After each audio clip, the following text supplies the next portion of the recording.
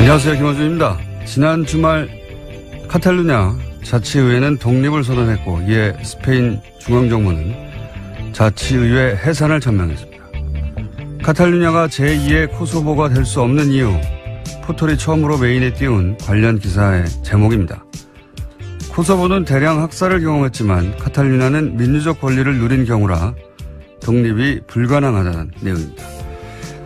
대량 학살 정도를 겪지 않으면 독립할 생각하지 마라. 이건 말이 안 되죠.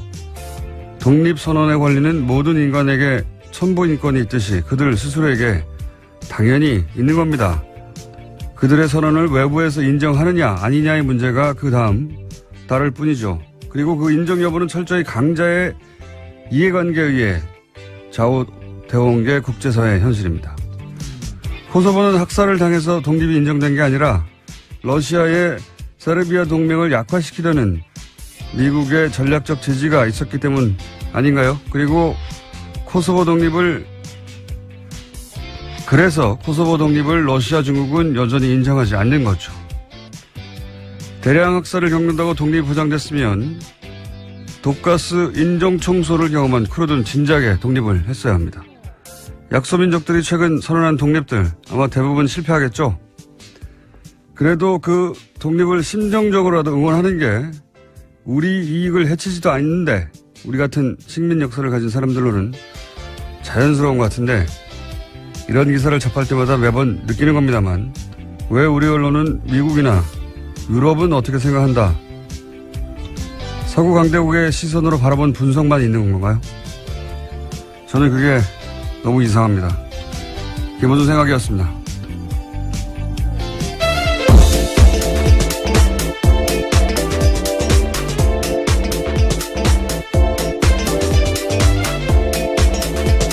시사인의 김은지입니다. 네.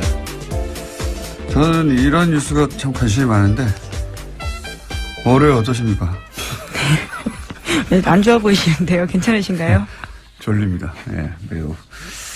저는 이런 뉴스, 국제 독립 뉴스라든가 분쟁 뉴스가 관심이 많은데 이런 뉴스를 전하는 보도를 볼 때마다 참 이상해요. 저는 왜 이렇게 미국이나 유럽, 특히 서구 강대국의 시선만으로 이런 사안을 보는 건지, 예를 들어서 이 카탈루냐는 스페인 영토 주권을 얘기하거든요. 영토 주권. 스페인, 국경은 절대적이다. 영토는 절대적이다. 그런데 미국도 그걸 지지하고 있고요. 근데 이제 코소보 때는 미국은 세르비아의 영토 주권보다는 코소보의 민족 자결을 응원했어요. 네. 근데 그 이유가 정반대죠, 지금하고는. 지금 이걸 그대로 적용하면 카탈루냐 독립을 지지해야지, 미국이. 예. 그러니까 지금 코소보가 인종청소를 당했기 때문에 그런 거라고 유럽의 누군가가 얘기했더니 우리 기사가 됐는데 인종청소를 당하는 소수민족은 많아요.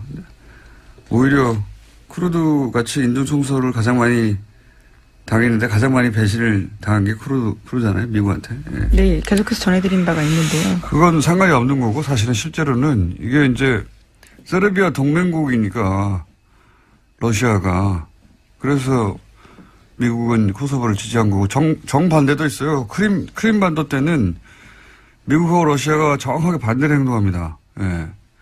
크림 반도 쪽에 러시아계가 독립하려고 할 때는 러시아는 또 민족 자결을 지지한다고 하고, 그 다음에 미국은 영토 주권, 우크라이나 영토 주권 지지한다고 하고, 왜냐하면은 흑해 부동항을 누가 차지하냐를 가지고 싸운 거니까.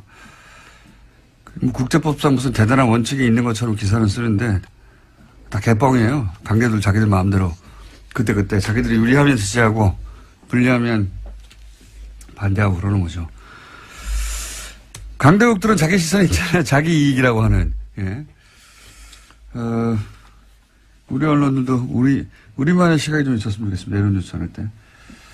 항상 하는 얘기지만. 자, 첫 번째 뉴스는 뭡니까? 네, 국정원 관련된 소식 계속 전해드리고 있는데요. 오늘 아침도 똑같습니다. 박근혜 정부에서 남재준 국정원장이 소위 7인회를 꾸렸다라는 보도가 오늘 아침 한겨레 신문에 나왔는데요. 매주 수요일 회의를 열었다라는 겁니다. 여기에서 이 7인회가 검찰의 댓글 수사를 대비한 가짜 사무실을 만들고 남북 정상회담 회의록을 공개하는 등 주요 정치 공작을 해왔다라는 건데요. 이 7인회 멤버에는 어제 검찰에 출석한 장호중 전 부산지검장 등이 포함되어 있습니다. 이 양반들은 7인회 같은 걸 좋아하나 봐요. 박근혜와 7인회도 예전에 나왔던 얘기죠. 예, 그렇죠. 근데 이제 남재준 국정원장도 본인이 국정원장 재직 시절에 7명을 꾸려와서 주요 사안을 결정했다 이거 아닙니까? 예. 네, 파견된 검찰 공무원 2명까지 포함해서요. 다양한 사람들이 있습니다. 대령 출신도 있고 육사 출신도 있고요. 국정원의 컨트롤 타워였던 거네요. 유행인가 봅니다. 유행. 예, 박근혜 7인회도 사실은 탄핵 국면에서 초기에 도대체 누가 첫 번째 담화에서 사과를 바로 그렇게 하도록 유도했는가, 결정했는가 그 얘기 때 등장을 한번 했었죠. 여전히 미스테리입니다. 사실은 정치적 자살행위인데 JTBC 태블릿 보도 직후에 그렇죠. 바로 다음 날. 네, 바로 다음 날에 인정했는데 그때 인정 안 했으면은 여기까지 못 왔다고 보는데 저는 누가 그 결정을 했을까요? 박근혜 전 대통령의 정치적 감각으로 스스로 결정했을 리는 없을 거고. 아직도 미스터리예요. 예. 어쨌든 남재준 국정원장도 유사한 7인회 소식을 갖고 있었다. 근데 특히 이제 국정원 출신이야 그렇다고 치더라도 검찰 출신들을 현재 굉장히 고위직입니다. 현직입니다. 게다가 예. 현직 검찰 소속으로 있는 사람들인데 그 사람들이 7인회라는 게 이제 처음으로 밝혀진 거고요. 관련 뉴스가 많아요. 여기에 그죠?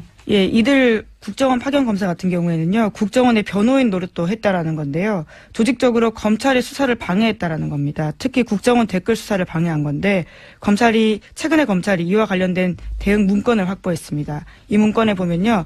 당시에 파견된 검사들이 국정원의 의견서를 써주면서까지 검찰의 수사를 방해하면서 깊이 관여했다라고 합니다. 이게 이제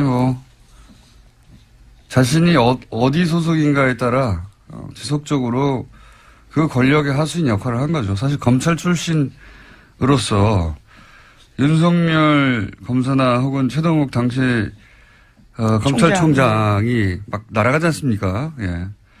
그러니까 자기가 평생 속했던 조직의 선배 수장들이 막 당하는데도 상관없는 거죠. 예. 상관없이 그냥 국정원에 가면 또 그 국정원에 충성하는 겁니다. 네, 오히려 자신의 출신 조직인 검찰의 수사를 방해하는 역할까지 하게 된 건데요.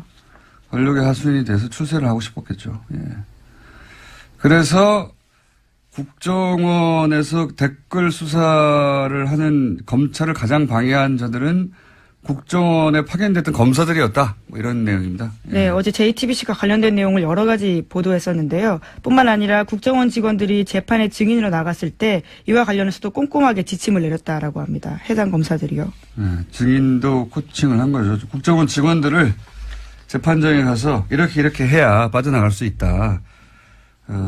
그때 이제 재밌는 건 그때 당시 재판에 출석해서 그런 증언들을 쭉 했는데 나는 모른다. 종북 세력을 대응하기 위해서 그랬다 했는데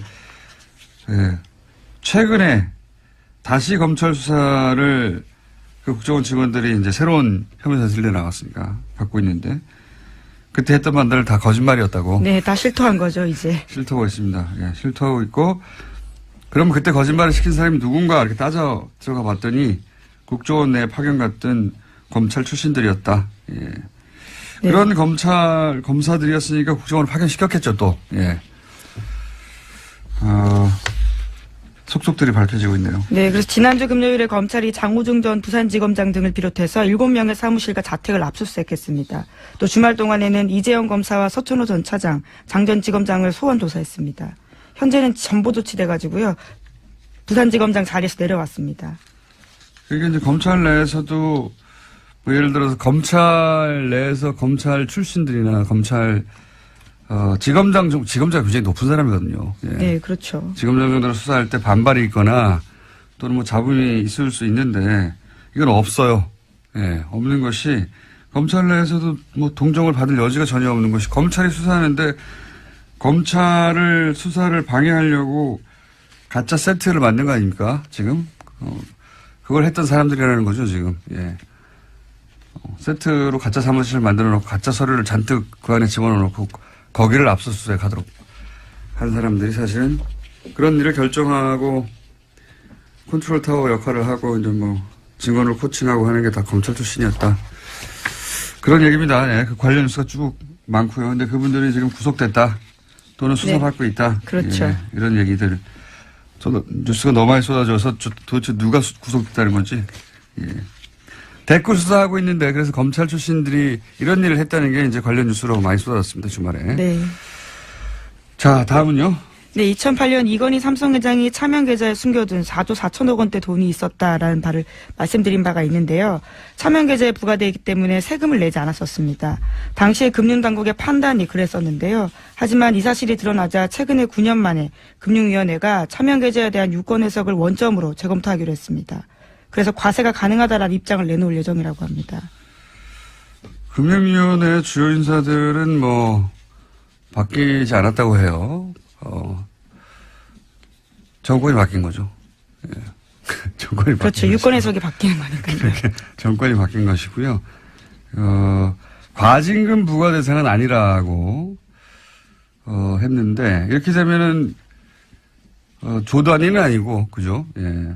1,000억 단위 정도. 실제 이 문제를 처음 제기했던 갑자기 이런 생각이 나네요. 박용진 의원님. 예, 박용진 의원님 주장에 의하면 예, 계산을 또 저희도 해봐야 되겠지만 이게 2조 이상 과징금까지 하면 2조 이상이 될 거라고 했었는데 과징금 부과 대상은 아니라고 유권 해석을 또 해줬으니까 이렇게 되면 1,000억대 예. 얼마나 많이 빠져나갔습니까? 2조에서. 네, 그렇죠. 이자 배당 소득세. 예. 예, 이자 배당 소득만을 부과하는 거니까요. 근데 이 문제는 한 번 더 나오겠네요. 예. 왜 과징금 부과 대상은 아니냐. 과징금을 부과하면 실제로 총 4조 얼마가 남겨 있었는데 거의 다 돈이 없어질 수도 있다. 그런 얘기도 있었거든요. 90% 세율을 적용할 경우에 대한 이야기일 텐데요. 오늘 최종구 금융위원장이 국회 국정감사 나오기 때문에 이 문제 다시 따져 물을 것으로 보입니다. 그러니까요. 예. 자, 실제 얼마나 부과될지 관심 있게 지켜봐야 되겠습니다. 그리고 이제 깜빡 잊었는데 원세훈 아까 댓글 이야기할 때 원세훈 원장이 국정원은 불법적으로 일을 해야 한다 뭐 이런 얘기를 했다고 했잖아요. 그죠? 네. 관련된 소식이 또 주말 동안에 전해져서 화제가 됐었는데요. 댓글 공작 등 혐의로 구속된 유성욱 전 심리전단장의 발언입니다. 자신이 수감되기 전에 장문의 글을 남겼는데 이를 경향신문이 보도한 겁니다. 그러니까요. 원세훈 전 원장이 어떤 이야기를 했는지에 대한 폭로인데요. 내용을 보면 이렇습니다. 적법 범위 내에서 일할 것 같으면 국정원이 무슨 필요가 있느냐. 국정원은 법을 초월해 일할 수 있어야 한다. 이렇게 강조했다는 겁니다. 국정원이 다른 국가와 첩보 전쟁을 하면서 그런 경우가 있을 수는 있겠지만 이게 이제 국민들을 상대로 댓글 다는데 이걸 적용했다는 거죠. 예. 그렇죠. 자국민 대상으로 불법적인 일을 해야 된다라고 아예 지시했다라는 거죠. 이건 뭐 그럴 법한데 제가 폭로한 장문의 글에서 주목했던 부분은 뭐냐면 원세훈 원장이 재임 기간 중 지나치다 싶을 정도로 사이버 업무에 매달렸다 이런 기억이 있다라고 하면서 이제 쭉 썼잖아요. 다음 악어라를 잡아야 된다느니. 근데 이건 제가 지난번에 한번 얘기한 것 같은데 이렇게 원세훈 원장의 사이버 업무에 매달린 이유 자체가 이명박 전 대통령 때문이에요. 예, 이명박 전 대통령 취임 초기부터 청와대 행정관이 근무하는 사무실에 내려와서 여기저기 댓글 달라고 직접 지시했다고. 이건 제가 이명박 정권 초기에 들은 이야기입니다. 초기에. 대통령이 무슨 행정관 자리에 와가지고 그 등 뒤에 서가지고 여기 기사에 댓글 달라고 했을까 싶은데 그랬다고 합니다. 그랬다고. 그때부터 본인과 관련된 기사의 댓글에 대단히 민감했다. 댓글에 대한 집착을 보여주는 장면이에요. 네. 원세훈 원장의 집착이 아니라 이명박 전 대통령의 집착이었다고 저는 알고 있습니다. 그것이 뜻대로 안 되자 결국은 국정원을 그렇게 조직적으로 초반에는 그러니까 청와대 행정관들, 청와대 내에서 일부 행정관들이 그런 댓글 작업을 하다가 그 규모가 감당이 안 되니까 결국은 국정원이나 사이버 사령부로 그렇게 조직이 외부에서 전문적으로 커진 것이 아닌가라고 저는 추정하는데 여기서 확실한 것은 어쨌든 임기 초기에 행정관 근무하는 데 내려와서 PCD에 서서 그 일을 당했다는 사람으로부터 저는 건네들은 이야기입니다. 이건. 예, 그렇다면 이제 원전 원장의 입이 주목될 수밖에 없는데요. 이명박 전 대통령이 시켰다라는 진술만 남아 있는 겁니다. 글쎄요. 자신이 형을 살고 나서 그 다음 삶을 어떻게 그릴 것인가에 달려 있겠죠. 예. 이미 형은 확정됐으니까요. 네, 뭐 자. 아직 2심이긴 한데요. 사실상 확정입니다. 하나, 둘 정도 더 할 수 있을 것 같습니다. 예, 뭐가 있나요? 또 다스와 관련된 비자금 조성 의혹 문건이 나왔습니다. 2008년에 차명으로 보이는 10여 개의 개인 계좌에서 다스로 120억 원이 옮겨졌다라는 JTBC 보도 내용입니다. 이 내용은 저희가 잠시 후에 이 내용 전문가들이 두 분 있어요. 주진우 기자하고 안홍근 총장이. JTBC가 급하게 아침부터 단독을 한 내용이죠. 예. 간단하게 정리하면 2008년에 개인 명의의 계좌 43개가 다스로 옮겨졌다 이런 내용인데 이 문건 자체가 주진우 기자가 사실은 들고 나왔던 문건 제가 이 방송에서 얘기했던 내용입니다. 예. 네, 분홍 보따리에 쌓여져 있던 그 문건이죠. 네. 이 자세한 얘기는 잠시 후에 하기로 하고요. 자, 다음 뉴스 하나 아직 2분이 남았네요. 2개 정도 더 할 수 있습니다. 예. 네, 자유한국당이 현재 국정감사 보이콧하고 있다고 밝혔는데요. 하지만 다음 달 2일로 예정된 국회 정보위에 국정원 국정감사에는 참여하겠다라는 의사를 내비쳤습니다. 정보위 자유한국당 간사인 이완영 의원이 어제 밝힌 바인데요. 국정원 개혁발전위원회가 연일 과거사의 일탈 행위를 찾아내고 검찰에 고발하고 있다면서 이 문제를 제대로 따지겠다라고 밝혔습니다. 이제 뭐 이건 다른 게 아니고 이제 국감이 끝났기 때문에 이대로 국감 끝까지 안 들어갈 수는 없으니까, 네. 마지막 정보위원회 들어가겠다고 하는 거겠죠. 예. 아시는 분은 아시겠지만 한국당은 방통위원, 본인들이 지명했던 방통위원이 임기 이전에, 사퇴하는데, 예. 그 2명의 지명권을 여당에서 행사했다고 해가지고 지금 국감 보이콧을 하고 있습니다. 예. 자유한국당의 논리대로면, 자신들이 여당 시절에 6명을 임명하거든요. 예, 6명 임명했는데 지금은,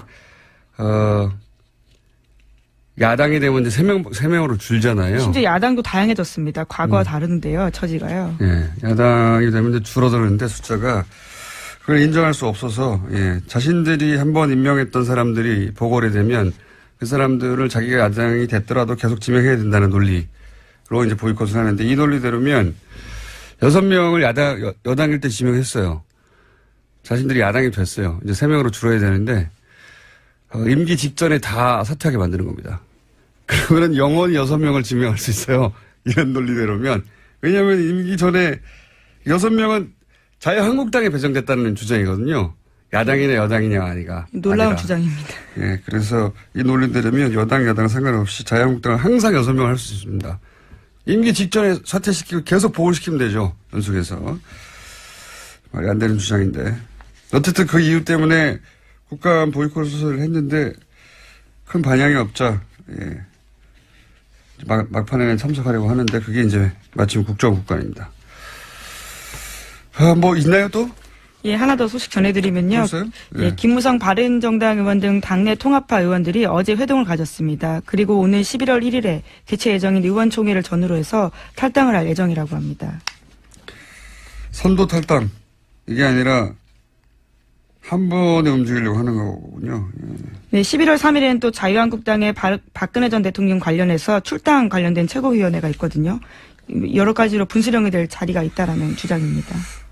녹취록이 어떻게 되느냐. 이영주 위원회. 그게 또 중요한 관건이겠죠. 원래 홍준표 대표하고 서청원 의원이 대결할 때 처음에 녹취록은 하나만 존재하는 것으로, 예. 그 녹취록의 내용을 각자 자기가 유리한 방식대로 얘기하는 것으로 이렇게 이해가 됐었는데 이용주 의원이 등장하면서 양상이 좀 달라졌어요. 이용주 의원은 홍준표 대표는 그 재판 시작되기 전에 돈을 전달했다고 하는 사람, 그 사람은 서청원 의원 사람인데 나한테 그러냐라고 항의했다고 하고. 네, 자제시키라고 전화했다라는 취지죠. 서청원 의원은 자신에게 청착했다고. 그건 뭐 같은 말을 어떻게 해석하냐에 따라 다를 수 있습니다. 이용주 의원이 등장해서 했던 말은 두 사람이 그동안 다퉜던 내용과는 다르고 사실이라고 하면 다르고 1심이 끝난 후에 돈을 전달한 사람의 진술을 번복하게 해달라는 청탁을 했다라는 게 이용주 의원의 주장이거든요. 예. 그러한 또 녹취록이 있다라는 취지 이야기인데요. 그러니까 만약에 그게 실제로 있다면 그 녹취록이 개뻥이냐 오늘 여러 번 나오네요. 개뻥. 왜냐하면 정치권에서 이런 녹취록이 있다는 공방이 뭔가 결정적으로 끝난 경우가 별로 없어요. 예, 녹취록이 있다고 막 하다가 흐지부지 사라지거나 녹취록을 들어봤더니 별거 아니거나 그런 경우가 많았거든요. 근데 이제 이 경우는 그 다른 당의 의원인데 녹취록이 있다고 들고 나왔기 때문에 그리고 이제 지금까지 얘기하고 다른 이야기를 했기 때문에 이 내용에 따라서는 사실은 홍준표 대표의 운명이 갈릴 수도 있고 서청원 의원이 이제 두 말 더 이상 할 수 없이 출당을 당할 수도 있고요. 또는 그 내용이 이용주 의원이 주장했던 것과 다르면 이용주 의원도 굉장한 타격을 또 입을 수도 있습니다. 어떻게 될까요? 녹취록이 이 주장 들으면 두 개에 해당되는 건데. 예. 네, 아직은 홍준표 대표와 서청원 의원 사이의 설전만 남아있는 상태입니다. 알겠습니다. 자, 오늘은 여기까지 하겠습니다. 시사인의 김은지였습니다. 감사합니다. 정말 억수로 아파. 자, 주진우 기자, 안원구 청장님 나오셨습니다. 안녕하십니까. 예, 안녕하십니까. 안녕하십니까. 네, 오랫동안 이미 2달 이상 거의 있으면 3개월째 진행하게 된 이 코너. 저희가 처음 이 다스 얘기를 꺼냈을 때 굉장히 어려웠어요. 왜 구조부터 이해시켜야 되기 때문에 BBK 10년 전이 아니죠. 17년 전으로 거슬러 나가서 또 땅이 있었다 이게부터 해가지고 참 복잡했는데 이제는 많은 분들이 이제 전체 그림은 이해하시는 것 같고 그리고 이제 많은 분들이 그래서 다스는 누구 거냐고 묻기 시작하셨습니다. 그런데 지난주에 JTBC가 다스 관련 특종을 굉장히 아침 이른 시간에 급히 내놨어요. 비자금을 찾았다. 비자금으로 의심되는 계좌를 찾았다. 예, 비자금 계좌라고. 근데 이제 그 내용을 자세히 듣고 보니까 이거는 우리가 2달 전에 다뤘던 문서 이야기 같은데. 안원구 청장님 아닙니까? 예, 지금 이쯤에서 제가 좀 고백을 해야 될 게 있는데요. 그 주진우 기자가 찾은 문건 속에 그 비자금으로 보이는 명단들이 있었지 않습니까?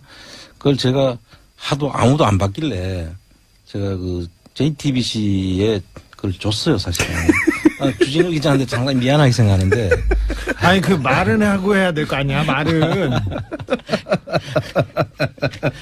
아니, 근데 그렇게 해서 JTBC가 아주 제대로 그 기사, 그 문서의 의미를 저희는 읽고 지나갔었거든요. 뭐냐면, 이건 김재동 씨 차명 계좌, 김재동 씨 이름 하에 관리되는 차명 계좌로 의심된다.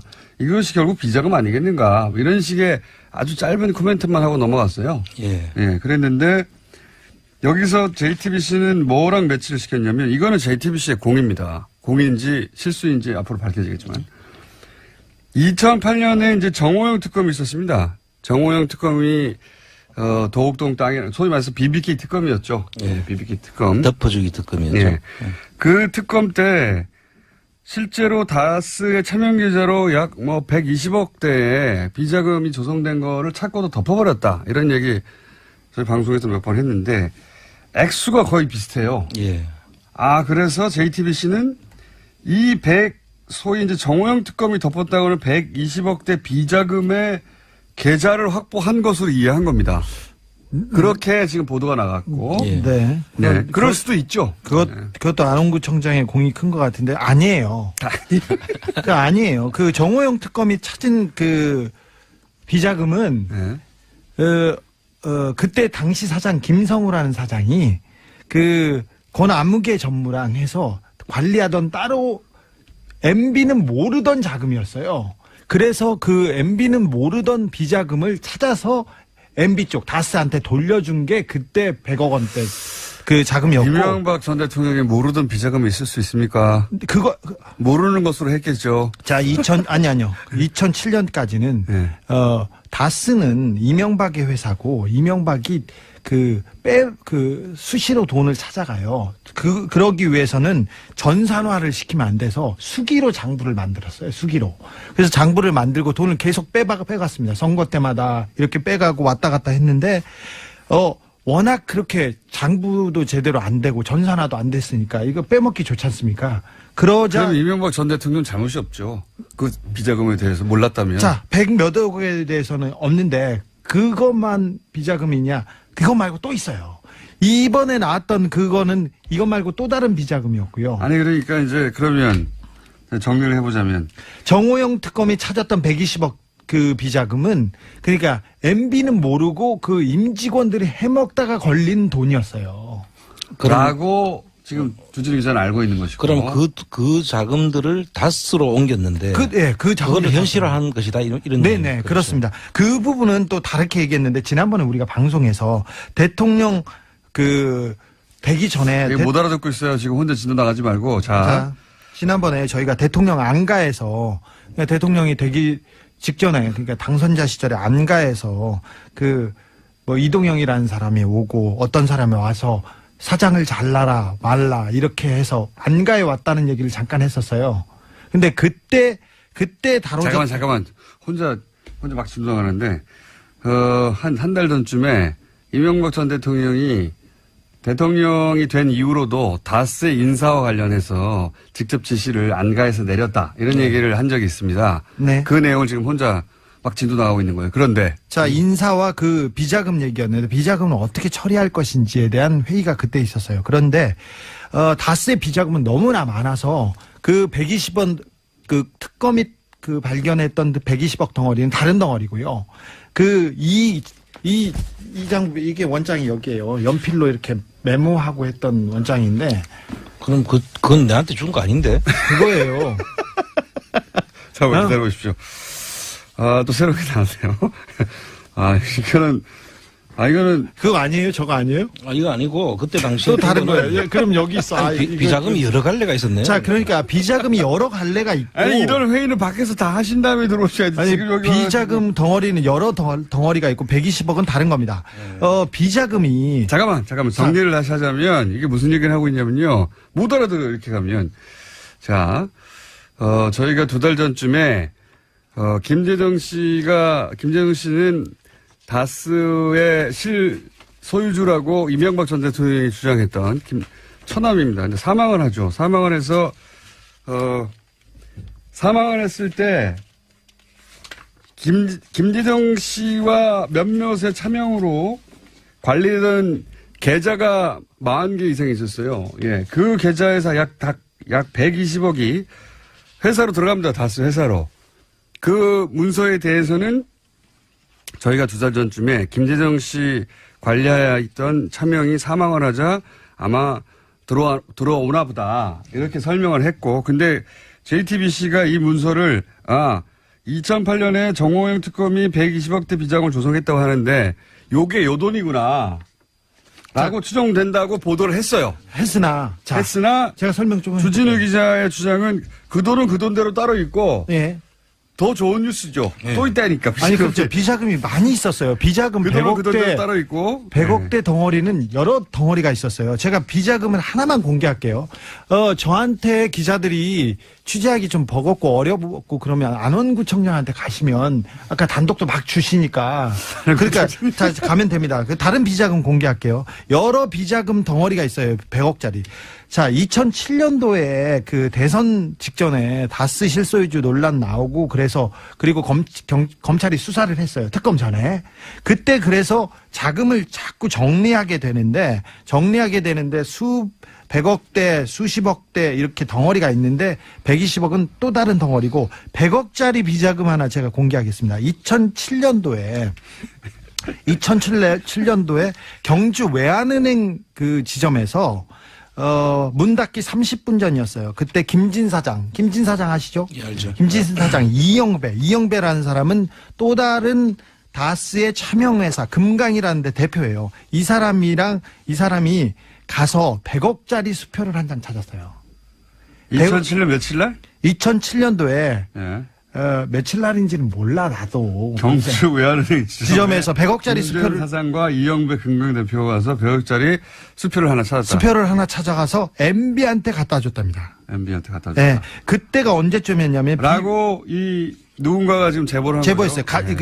그 뉴스를 보고 그 내부자가 지금 전화를 했는데 그런데 2007년이 아니라 BBK 특검이 끝나갈 때니까 2008년 초죠. 예.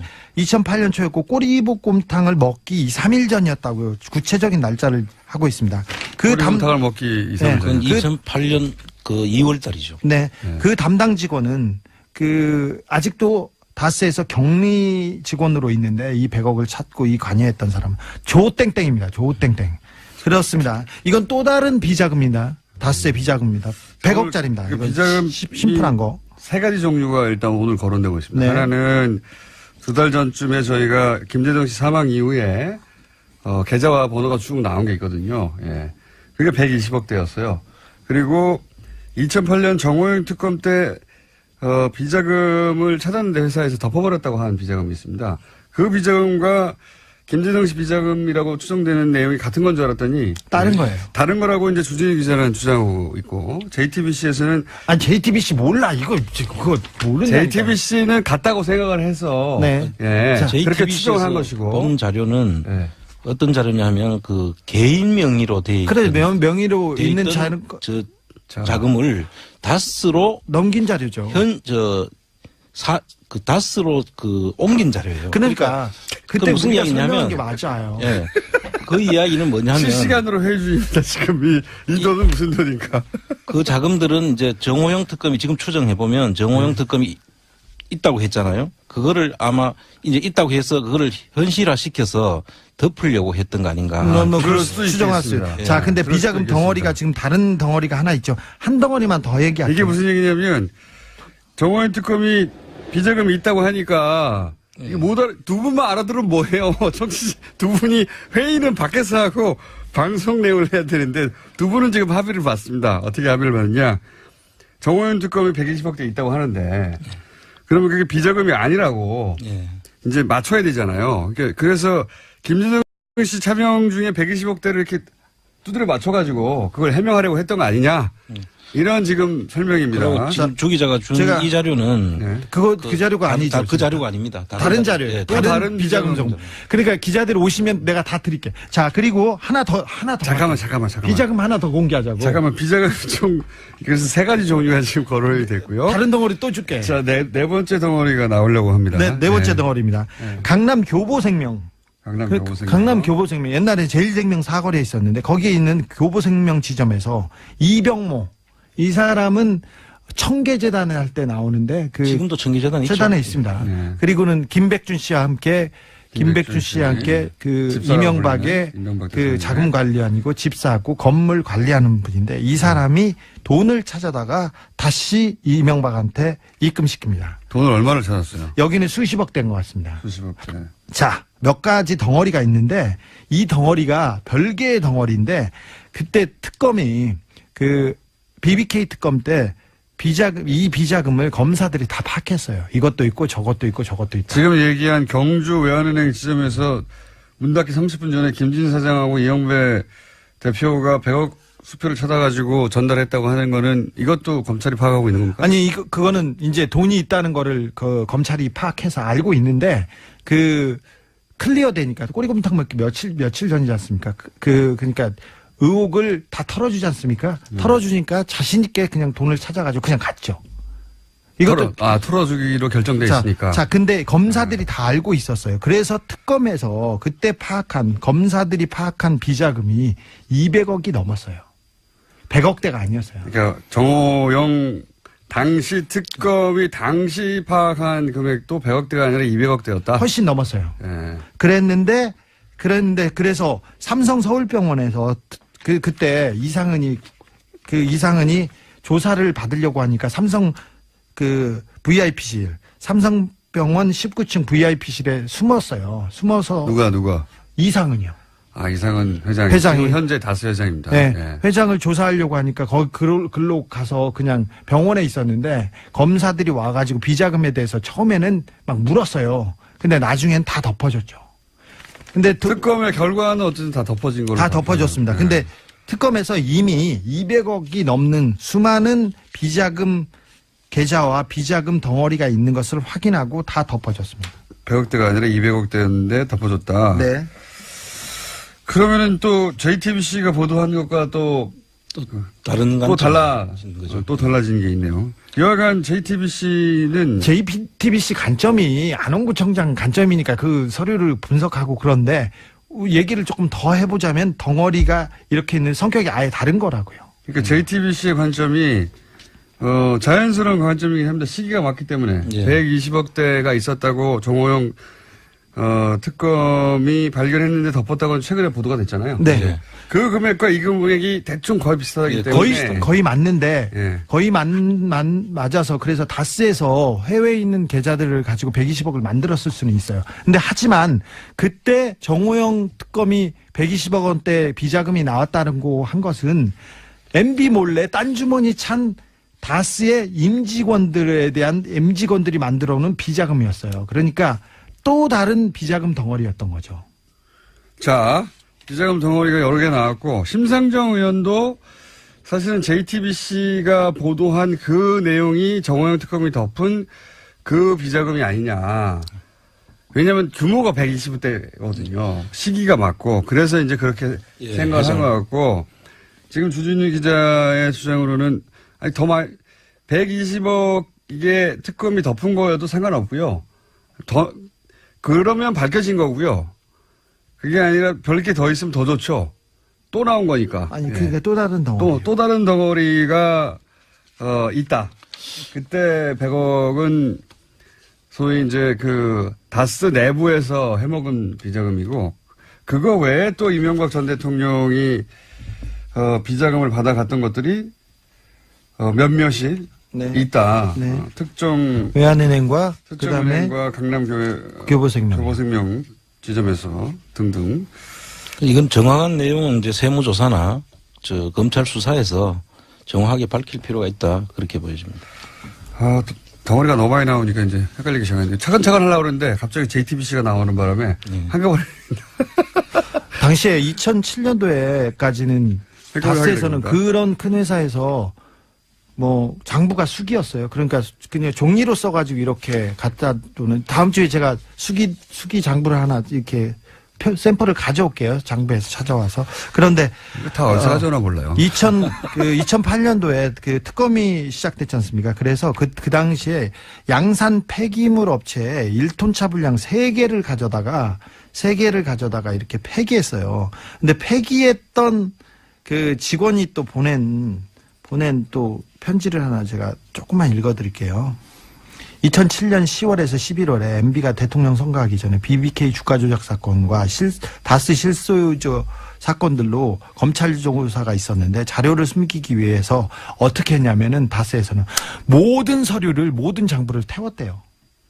근데 어떻게 샀나 이제 다 태워가지고.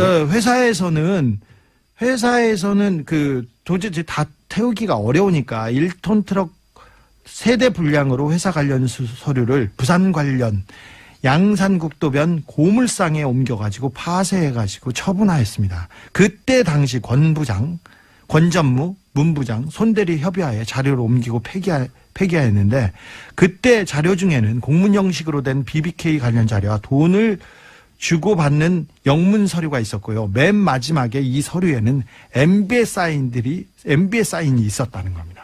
아, 다스의 내부 문서에 이명박 전 대통령의 사인이 있었다. 네, 그렇습니다. 폐기했다는 거는 이제 지금은 입증할 수가 없죠. 네, 관련자들의 진술 정도만. 폐기한 사람이 지금 얘기하는 겁니다. 그러니까 뭐 어느 정도 또 신빙성이 있죠. 그 JTBC에서 보도한 그 자료를 보면 네. 개인 명의에서 다스 명의로 갔기 때문에 네. 그 자금의 원천을 따라가 보면 네. 금방 이게 어떤 자금인지를 알 수가 있습니다. 지금 폐기해도 그건 명백하게 지금 계좌번호까지 다 나타나거든요. 그렇죠. 근데 이게 참 재밌는 게 보통의 비자금은 회사에서 밖으로 나가는 겁니다. 이 비자금은 밖에서 김재정 씨 사망하자 밖에 개인 명의로 있던 게 회사로 들어와요. 예. 이상한 흐름이에요, 굉장히. 그것도 비자금으로 이렇게 물론 비자금이죠. 그렇죠. 예, 빼돌린 정상적이지 않은 돈이니까. 그렇습니다. 개인 명의로 돼 있던 걸 다스로 옮겼기 때문에 금융실명법도 위반이죠, 그 당시에. 네. 비자금이 많으니까 참 좋네요. 자꾸 네. 나와가지고. 그렇죠. 이야기거리도 많고. 그러면 당시 BBK를 수사했던 정호영 특검 소속의 혹은 BBK 관련 수사를 했던 검사들은 지금 뭐 하고 있나요? 난 지금 현직에 거의 있습니다. 근데 이분들이 그냥 수사하면 됩니다. 뭐 압수수색 하지도 않고 옛날에 있었던 걸 캐비넷에서 꺼내서 그냥 하면 됩니다. 그래도 그분들이 다시 BBK가 수면에 올라오는 것을 상당히 부담스러워하겠죠. 하고 있었던 것 같아요. 이게 이분들은 BBK 수사가 제대로 잘 됐다고 생각하는지 아닌지 몰라도 최소한 주장은 현재 하고 있는 분들이거든요. 네. 잘 됐다. 예. 그러니까 일단 수사가 어려워요. 일단 이 BBK와 다스의 진실이 밝혀지려면 이 검사들의 양심 고백, 국정원에서 검사들이 진실을 막았던 것처럼. 그런데 어떻게 막았는지 제 사건에서 사실 좀 알 수 있어요. 당시 BBK 수사의 정점에 최재경 전 민정수석 그리고 김기동 검사 많이 거론되는 분들이죠. 네. 이 김기동 검사하고는 주진우 기자도 안홍구 청장님도 인연이 있지 않습니까? 근데 저는 원고 피고 관계였어요. 네. 이 사람들이 저를 다 고소해가지고요. 전 제 수사를 해서 저를 구속시킨 사람이죠. 이미 김기동이요? 그런데 이 사람이 어떻게 하다 보면 이게 다 이렇게 연결이 됐어요. 그 당시에 BBK 했던 분인데. 저를 한 번도 조사도 하지 않고 한 번도 나오라고 이야기도 없이 원래 바로 최순실 비자금 찾으려고 등장하신 출연을 시작하신 분인데 하다 보니 이렇게 BBK로도 다 연결돼 있어요. 예. 연결됩니다. 그 당시 BBK 수사검사들이 최재경, 김기동, 김우곤, 장영섭, 배종혁, 최성환, 박철웅, 박광배, 김양수, 김영석 다 지금 굉장히 좋은 부서에 다 있습니다. 그중에서 김기동 검사하고는 인연이 특별하시다고. 그렇습니다. 네. 국세청에서 저를 청부 수사를 시켰고요. 그 당시에 이현동 당시 차장이 서울지검장인 노황균 씨한테 찾아갔다는 이례적으로 갔다. 근데 그때 제 수사를 시키기 위해서 같은 것으로 이제 추정이 되고요. 그래서 그걸 수사를 한 사람이 김기동 씨인데, 김기동 씨한테 그 당시 최재경 씨가 김기동 씨한테 이 BBK 다시 수면으로 떠올린다. 안홍구를 수사하지 말아라고 했다는 것을 내가 조선일보 간부로부터 들은 이야기예요. 그래서 일화가 구체적으로 어떻게 된다고요? 일화가 서로를 길어가지고 어떻게 했다고요? 일화가? 이제 김기동 씨가 수사를 김기동이 담당 검사였는데 예. 김기동이 검사하려고 했더니 최재경 전 검사가 최재경 씨가 안홍구 수사하지 마라. BBK 다시 떠올릴 수 있으니까 이렇게 말렸다고요? 그렇죠. 말렸다는 것을 이제 조선일보 간부가 저한테 이야기를 해줬고요. 그분들이 수사를 하게 되면 BBK가 수면으로 떠오를 수 있다. 그러니까 건들지 마라. 이렇게 이야기를 했다는 거예요. 자, 어쨌든 구속되셨고요. 자, 김기동 검사는 1년만 갔다 오셨고 그래서. 네, 예. 네. 김기동 검사는? 네, 김기동 검사는 김경준한테 자기한테 형이라고 부르라고 하면서 형량을 네가 이명박을 빼주면 형량을 그런 줄여줄게. 딜이 있었다는 주장을 김경준 씨가 했죠. 메모에도 나오고요. 그다음에 그 이후에 김기동이 중간중간에 계속 나옵니다. 방산비리에도 나오고 다른 데도 나오는데, 지난번에 140억이 다스로 갈 때, 그 당시에 김경준 씨가, 에리카 누나가 언제 군방 들어갈 테니까 잘 봐주세요. 그렇게 편지를 썼던 사람이기도 합니다, 김기동. 그렇죠. 예. 주진우 기자, 안홍구 청장이었습니다. 오늘 김영호 선생님 나왔습니다. 안녕하십니까. 아유, 반갑습니다. 안녕하십니까, 선생님. 예. 지난주에 CBS 김현정의 뉴스쇼에 나오신 걸 듣고, 우리가 한 발 늦었다. 모시려고 했는데, 거기를 먼저 나가셨더라고요, 선생님. 섭섭하고. 좀 먼저 불러주지. 맞습니다. 저희가 잘못했습니다. 네. 자, 그렇지 않아도 저희가, 이거는 선생님을 모시고 얘기를 들어봐야 되겠다. 중국 이야기는 전문가시니까. 그리고 시진핑에 대해서도 여러 차례 말씀하셨잖아요. 네. 그래서 방송 한번 하셨지만 시간이 그렇게 길지는 않았기 때문에 네네. 저희가 또 한 번 모시고 좀 더 한 발쪽으로 옆으로 갈 수 있겠다 싶어가지고 모셨습니다. 우선 저는 이거부터 여쭤볼게요. 그 시진핑 관련해가지고 황제 대관식이다. 그 외신들도 그렇게 많이 보도합니다. 예, 대관식이다. 그리고 뭐 격대 지정이라고 하나요? 예. 5년 미리. 예, 5년 미리 그러니까 바로 다음이 아니라 그 다음 그 후계자를 미리 지정해 놓고 시작한다. 예, 그런 전통이 있는데 이번에는 그렇게 안 하는 거 보니까 향후 10년간 시진핑이 해먹으려고 하는 거구나. 이제 뭐 사실상 전통도 다 깨고 황제가 됐다. 이런 보도가 많이 나왔잖아요. 우선 그거 잘못된 해석이다. 그거 왜 그렇습니까? 거기서부터 시작해야 될 것 같아요. 저도 기사를 읽다가 아 그런가? 이렇게 생각했거든요. 역시 형안이 있으시네. 항상 통찰력이 있으시니까. 근데 그 격대 지정이라고 하는 것은 그 중국의 오래된 전통이고 그것을 시진핑이 계속 했어야 됐다. 이런 네. 전제가 있는데. 그렇죠. 네. 그 전제가 우선 틀린 거죠. 전제부터 틀렸다. 네, 이 격대 지정이라는 것은 중국 현대사에서 단 한 번의 사례밖에 없습니다. 그것은 등소평이 당시의 정황에서 이 문제를 해결해 나가는데 개혁 개방을 강력하게 추진하기 위해서는 강택민과 같은 상해파의 테크노크라트가 네. 필요하다. 그래서 그 사람을 후계자로 지목을 하면서 네. 근데 이 사람은 상당히 권력 의지가 강하고 네. 그 패거리 의식이 강하기 때문에 주변에 떨거지들이 콱 둘러쌀 거다. 그러면은 중국이 위태롭다. 아하. 그래서 굉장히 그런 성향에 반대되는 인물로서 자기가 믿을 수 있는 누구야 후진타오 네, 호금도라는 인물을 그 다음에는 네가 10년 해먹고 그거 끝난 다음에 반드시 호금도로 해라. 해가지고 그걸 격대 지정이라고 그랬는데 네. 그거는 이거 한 사례밖에 없어요. 그래요? 왜 그러냐면 그 다음에 시진핑이 올라올 때는 격대 지정이고 아무것도 없는 상태에서 예. 시진핑은 그냥 올라온 거예요. 예.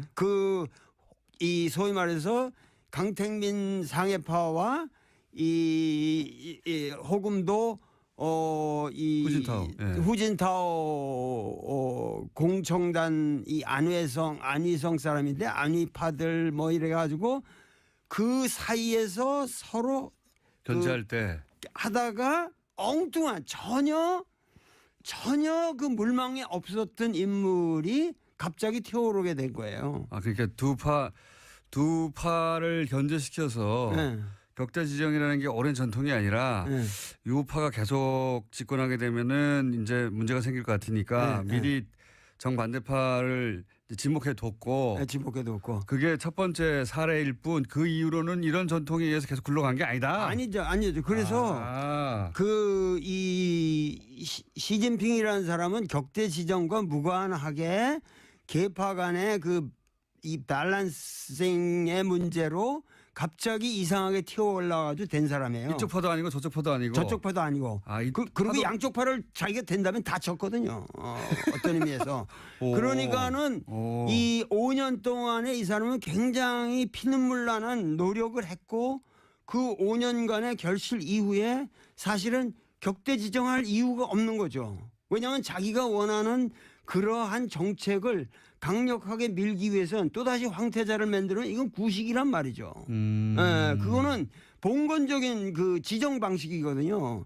그러니까는 오히려 그런 것을 사실은 격대 지정을 안 한 것이 사실은 민주적인 정치 제도의 발전입니다. 오히려. 그렇죠. 오히려 그것은 중국 공산당이 나아갈 굉장히 훌륭한 길을 예시한 거예요. 왜 이런 얘기를 하냐면은 그런 것뿐만 아니라 개인적인 이런 누굴 황태자를 지정하고 뭐 이런 것뿐만 아니라 이것을 제도적으로 정착시키기 그러니까 제도적인 어떠한 그 위반 사례가 없는 굉장히 치밀한 공정한 결정이라고 하는 것을 입증하는 것이 더 중요한 거는 칠상팔하라는 거거든요. 칠상파가 뭡니까? 칠상팔하. 칠상팔하. 예. 67세까지만 정계에 올라갈 수 있고 예. 68세가 되면 정확하게 니들은 다 물러나라. 예. 그러면은 요번에 상무위원 이후 예를 들면 이 정치국 위원 25명 예. 뿐만 아니라 그 밑에 뭐냐면은 204명의 중앙위원들 예. 이 전체가 예. 정확하게 칠상팔하의 원칙을 지켰습니다. 어허. 68세는 한마디로 말해서 한 명도 없다는 거예요. 예. 이것은 뭐냐면 중국의 리더십이 세대별로 정확하게 교체되는 룰을 확고하게 만든 거예요. 이것은 동시에 예. 다음 차기 5년 후에 이 시진핑은 69세가 됩니다. 아, 그래서 본인은 저절로 물러나게 될 때. 물러날 수밖에 없는 거죠. 이 원칙에 의해서. 이 칠상팔하의 원칙이 중요한 건데 거기에 걸려있던 사람이 소위 왕치산이라는 사람이었거든요. 예.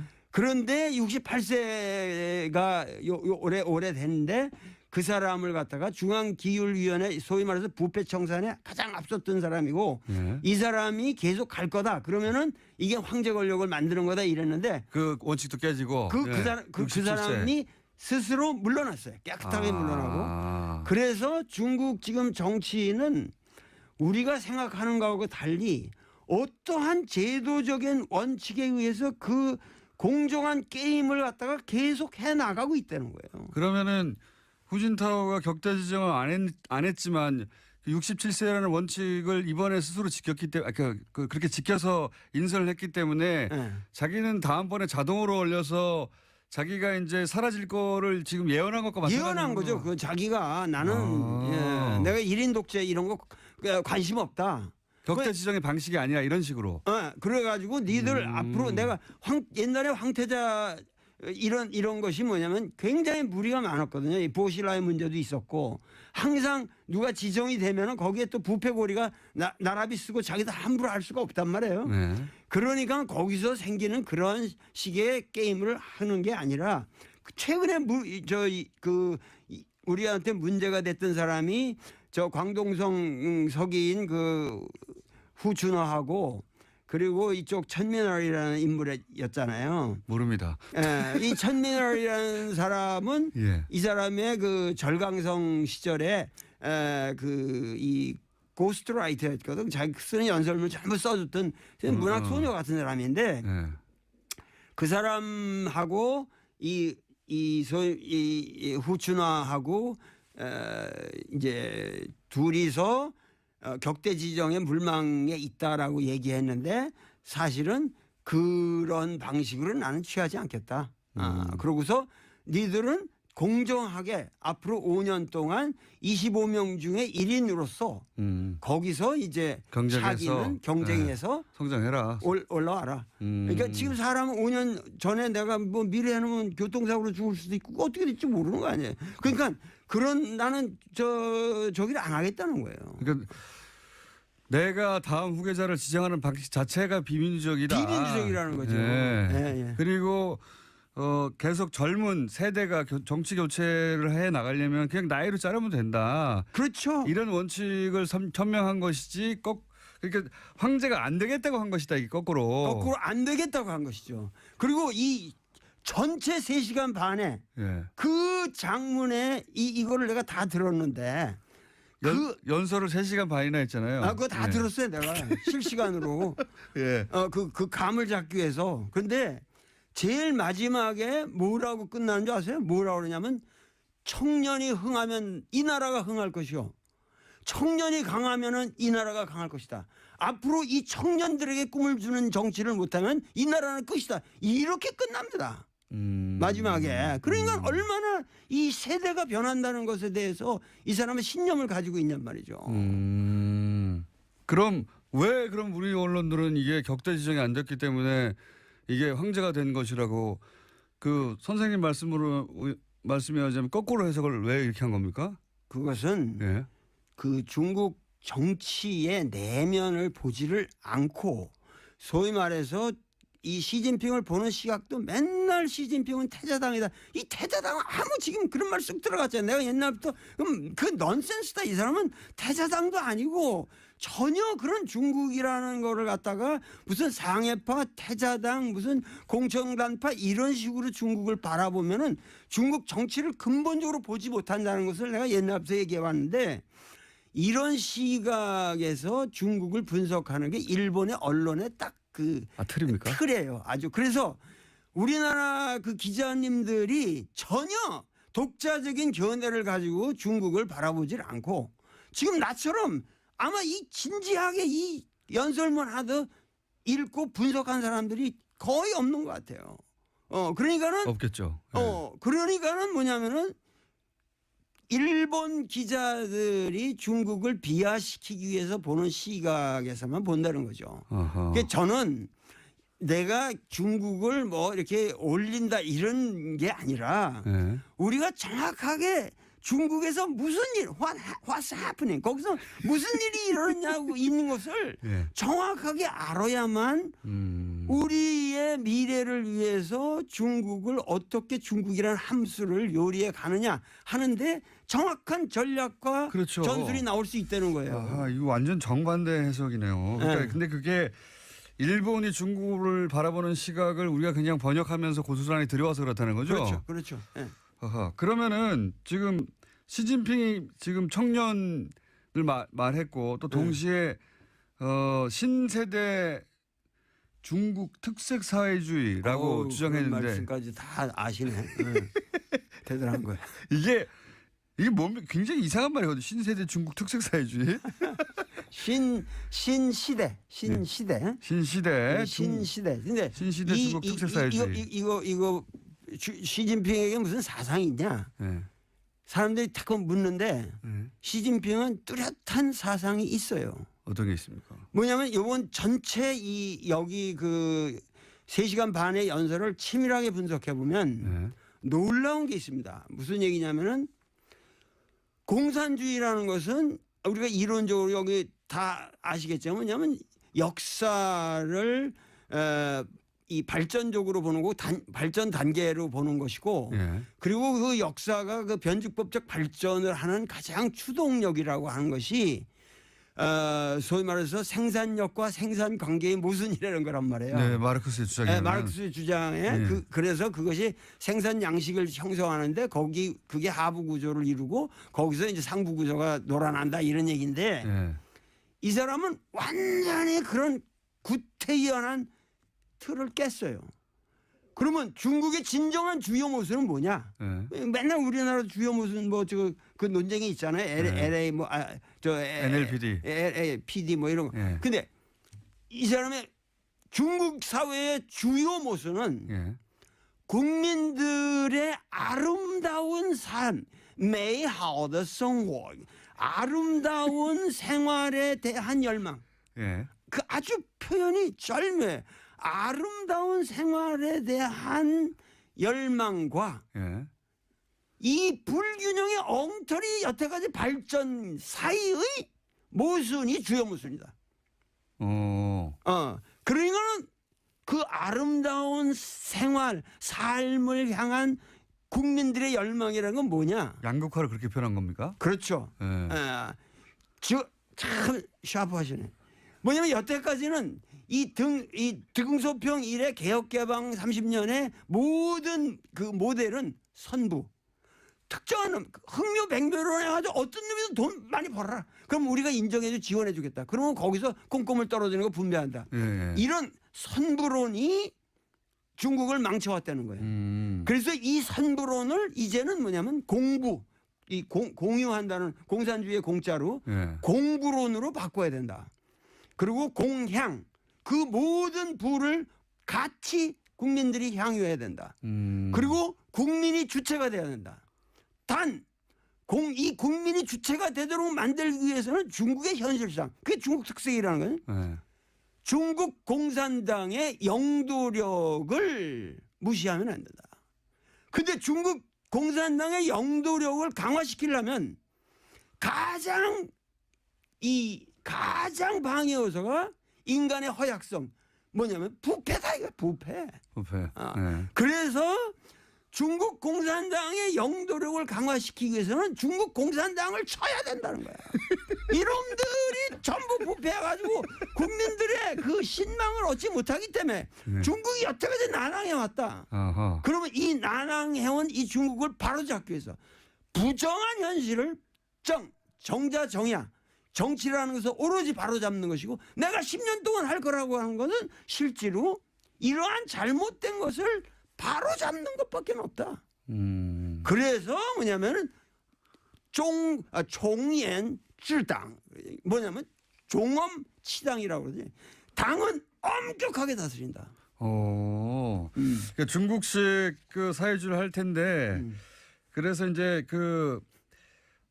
당이 이끄는 개혁을 계속 해 나갈 텐데 네. 그런데 지금까지는 당이 썩어가지고 당이 썩어가지고 소위 이제 인민들의 삶을 인민들의 삶이 양극화되는 걸 막지 못했다. 막지 못할 거죠. 그러니까 당을 쳐서 당을 굉장히 깨끗하게 만들고 그 역할을 당이 계속 해 나가도록 하겠다 뭐 이런 거네요. 그러니까 우리나라도 지금 문재인 대통령도 내가 얘기하는 거는 그 이사회의 적폐가 아니라 정의롭지 못한 이사회의 구조를 정의롭게 바꾸는 작업을 하는 것이고 네. 그 작업에 있어서는 가차없이 단호하게 철저하게 끝까지 남김없이 다스까지 다스까지.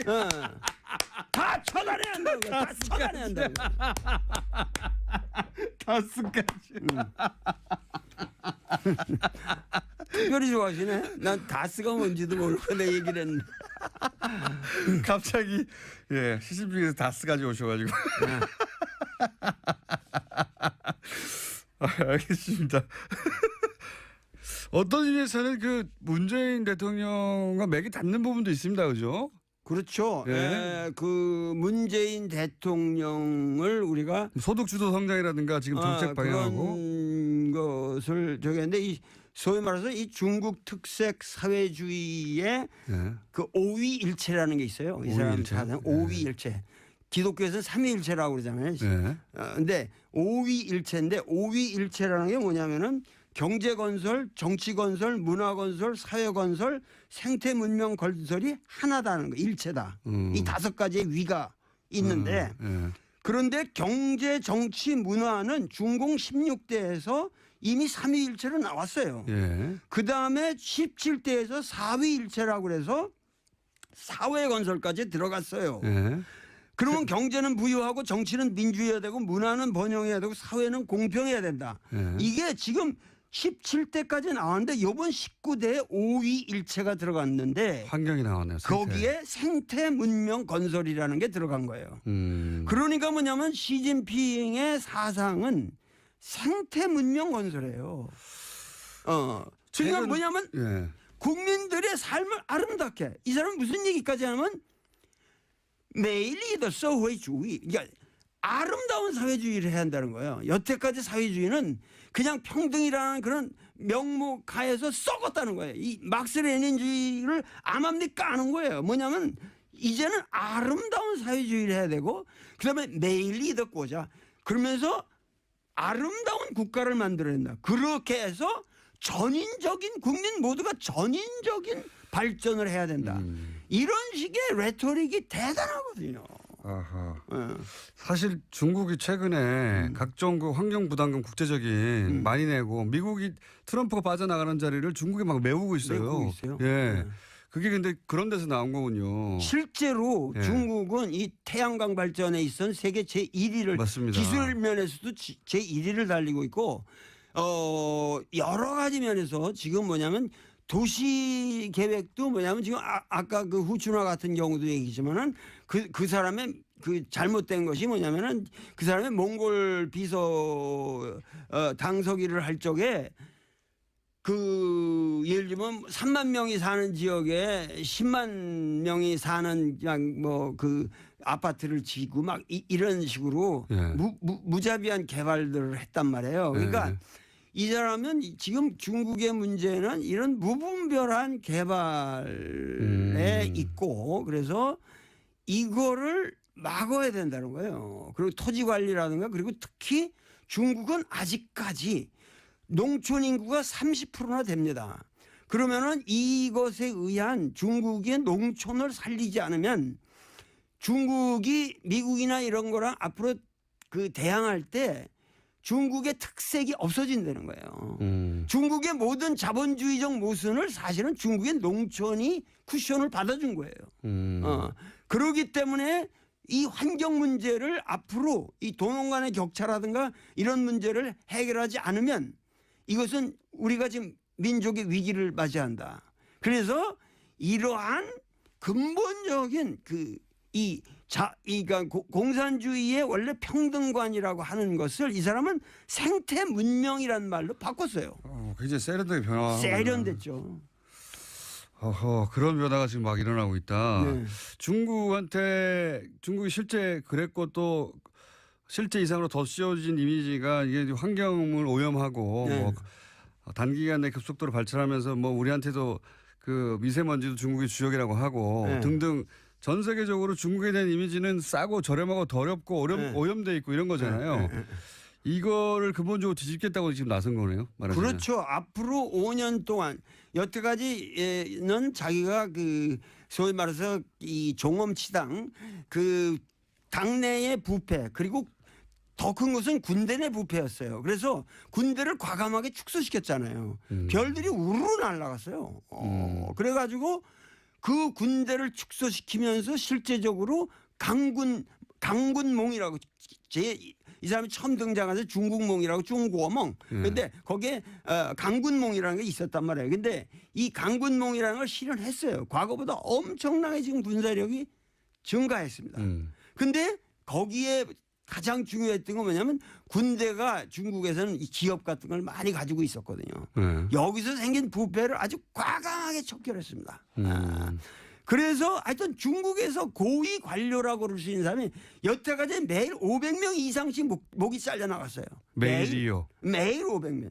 그러니까 우리나라는 너무 이게 지금 처단이 안 되고 있는 거예요. 오히려. 네, 우리나라는 훨씬 중국보다 아주 느슨합니다. 중국은 당이 하나니까요, 뭐. 당이 하나니까 그게 그러니까 그 말이 무슨 얘기냐면 당이 하나라고 하지만은 그 안에는 수없는 계파가 있어서 민주적인 밸런스가 있고 단지 뭐냐면 당의 영도력을 가지고 바른 일을 해 나가는 것이 그것이 중국 특색이라는 거예요. 중국 특색 사회주의라는 건 우리는 자본주의적 방식을 도입해 가지고 지금 여태까지 여기까지 왔지만 여기서 더 이상 서구식으로 흘러서는 안 된다. 어떻게든지 이 당의 주도권을 우리가 놓치면 안 된다. 그러니까 여태까지 뭐 료샤오퍼라든가 이런 사람도 훌륭한 분이고 노벨상도 받고 그랬지만 그분의 문제는 너무도 모델이 단순하게 서구 자유주의였다고. 그러니까 국민들에게 설득력이 부족했던 거예요.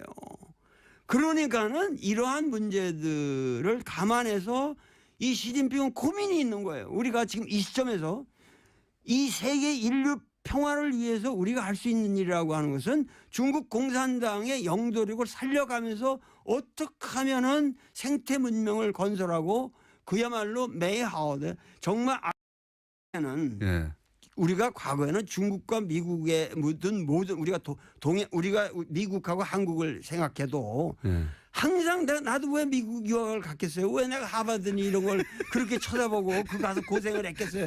그 미국에 대한 향심이 있고 미국이 선진국이고 그러니까. 미국이 위대하다 이렇게 생각했단 말이에요. 그렇죠. 그런데 지금 과거에 뭐 미국이 중국에다 대고 뭐 인권 문제 딱 하면 컴플렉스가 있었단 말이에요. 있었죠. 근데 이제는 뭐냐면은 인권이 제일 들어온 나라가 미국이고 자본이 제일 들어온 나라가 미국이고 자유가 제일 없는 나라가 미국이고 여행 가기 제일 불편한 나라가 미국이고 금융 사기가 제일 많은 나라가 미국이고 이런 미국에 대해서 우리는 더 이상 미국이 말하는 세계관 그들의 말하는 가치관에 우리가 복속될 필요가 없다.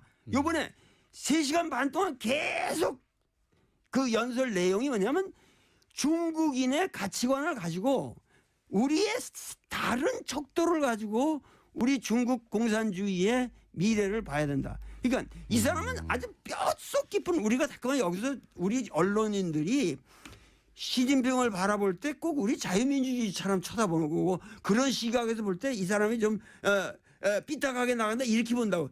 시진핑은 뼛속 깊이 빨갱이에요. 공산주의라고 소신 있는 공산주의자고 어려서부터 공산주의자로 컸고 그 공산주의적 신념을 우리는 놓치면 안 된다는 거예요. 그러니까 우리가 이걸 조심해야 됩니다. 아, 이거 짧은 시간 열강이었습니다. 일단 박수 한번 치고 저 혼자. 들으시는 분들도 예, 박수 치고 있을 거라고 봅니다. 선생님, 듣다 보니까 한 달에 한 번씩은 나와주셔야 될 것 같아요. 맞아. 너무 오랜만에 나오니까 얘기가 많지. 듣고 싶은 얘기는 많은데 시간을 부족하고. 글쎄 말이에요. 선생님 한 달에 한 번씩 나와주시죠. 생각해 봅시다. 나는 어준이가 너무 좋아가지고.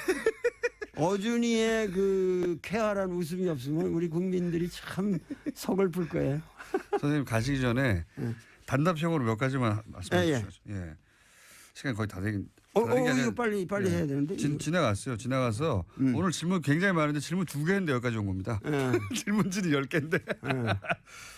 트럼프는 어떤 사람입니까? 간단하게 얘기하면. 좀 시간은 지났는데 짧게 해주시죠. 트럼프는 훌륭한 사람이죠. 왜냐하면은 미국의 진정한 모습을 예. 아주 솔직하게 보여주는 그건 위대한 리더예요. 여태까지 미국은 케네디부터 여태까지 쭉 뭐냐면 위장된 리더십이었거든요. 이 사람은 honest 리더십. 지금 미국의 수준을 그대로 드러내는 것이다. 그렇죠. 예. 미국이 원래 그런 나라예요.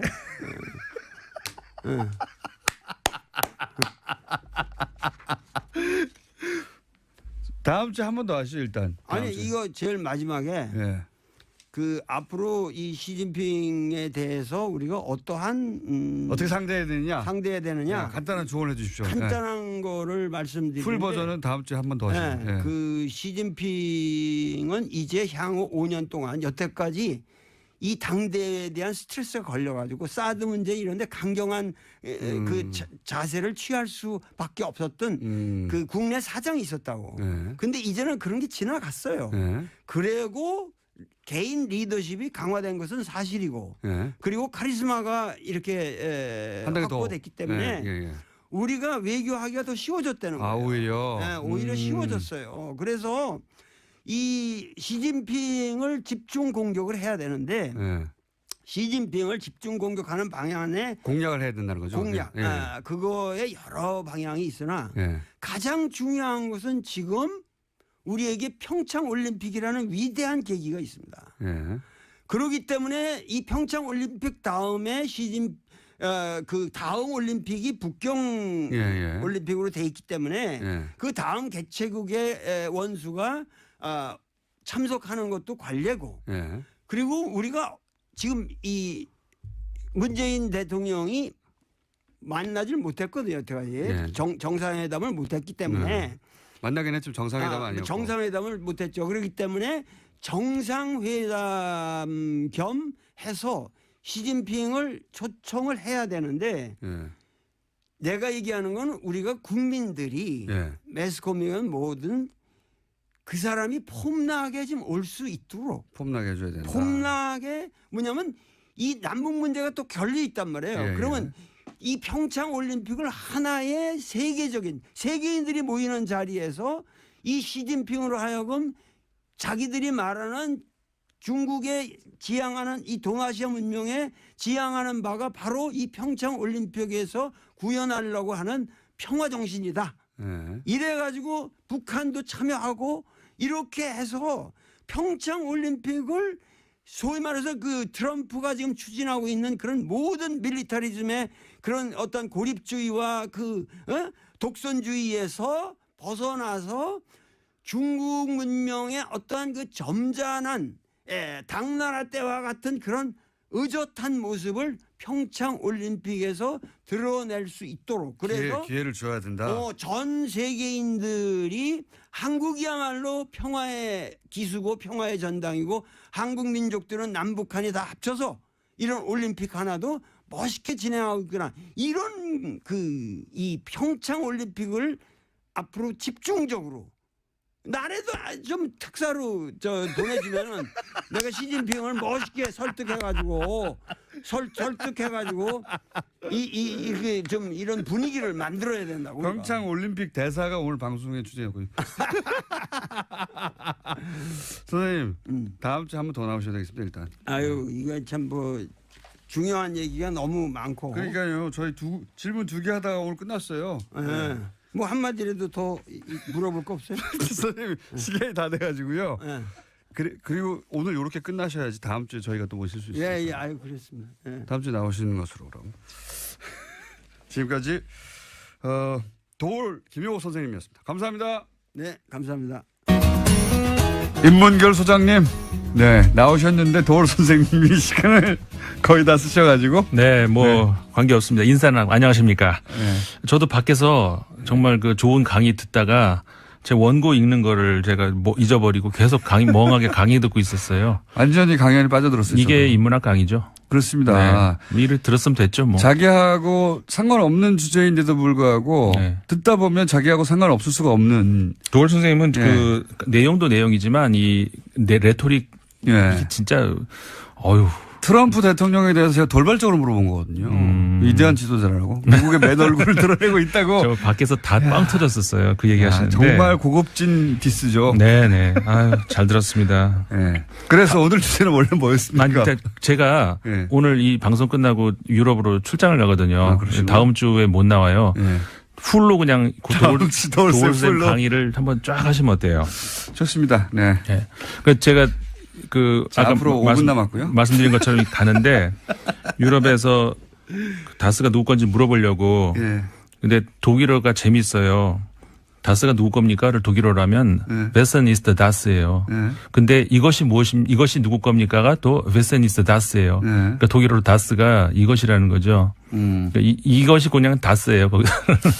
Wessen ist das. 그러면 이게 뭡니까가 그게 다스예요. 네. 한번 물어보고 오겠습니다. 근데 일단 독일이 아니고 오늘 스페인 이야기를 더 하려고 하는데요. 하타르냐? 네. 네. 다른 간단한 브리핑을 하려고 했는데 그건 안 해도 될 것 같고 중국 이야기도 들어 있었는데 워낙 뭐 도올 선생님 얘기가 초고수가 얘기했기 네. 때문에. 이건 뭐 허접해서 내밀 수도 없고 스페인으로 바로 가면요. 카탈루냐가 갈등이 지금 파국으로 치닫고 있습니다. 한쪽은 독립이고 한쪽은 아예 해산을. 네, 27일이 이제 최고봉이었는데 카탈루냐 주정부가 독립을 선언해 버렸어요. 그러니까는 바로 30분 후에 기다렸다는 듯이 중앙정부 그러니까 정부가 아니죠. 상원이 스페인 상원이 바로 그 제재를 승인하는 그런 법안을 통과를 시켰습니다. 그러니까는 헌법 155조 스페인 헌법 155조에 근거해서 하는 건데 어떤 그 헌법을 뭐 유린한다거나 아니면 누구 불복종한다든가 이럴 때는 어떤 조치든 취할 수 있는 그런 조항이 있다고 합니다. 스페인 헌법에 거기에 근거해 가지고 그래서 이제 스페인 중앙정부가 주정부를 카탈루냐 주정부를 이제 인정을 하지 않고 직접 관할에 송치하겠다 이렇게 발표를 한 거죠. 사실은 뭐 스페인 중앙정부의 입장이 이해 안 가는 건 아닌데 전쟁까지 치른 적이 있잖아요. 사실 내전으로 스페인에서는. 그리고 그렇죠. 최근 일이죠. 예, 그 뭐 몇백 년 전이 아니라 20세기 있었던 일이니까요. 네. 그런데 또 저는 이제 이 카탈루냐 독립과 관련해서 새로운 모델이 나올 수도 있다는 생각을 하는 게요. 네. 카탈루냐에 대해서 이제 무슨 강대국들은 반대하고 그리고 뭐 EU도 반대할 수밖에 없죠. 그 그렇죠. 안에 독립을 인정하기 시작하면은 뭐 EU가 뭐 굉장히 현실적인 이유죠. 엄청나게 쪼개지겠죠. 네. 예. 어딥니까? 갑자기 벨기에만 하더라도 조그만 나라인데도 거기서도 갈라지려고 그러잖아요. 네. 위아래로. 네. 그런데 제가 이제 어차피 시간이 없으니까 말씀하세요. 남은 시간 다 하시지요. 제가 아는 새로운 흐름 중에 하나가 네. 이 알프스 지역 주변에 네. 매크로 알파인이라고 그러니까 국가 단위로 EU하고 거래했잖아요. 정책에 대해서 논의했잖아요. 네. 근데 알프스 주변 지역이 국가 단위가 아니라 지역 공동체 단위로 지역 경제 단위로 EU와 직접 협상을 하는 그런 움직임이 작년에 시작됐어요. 네.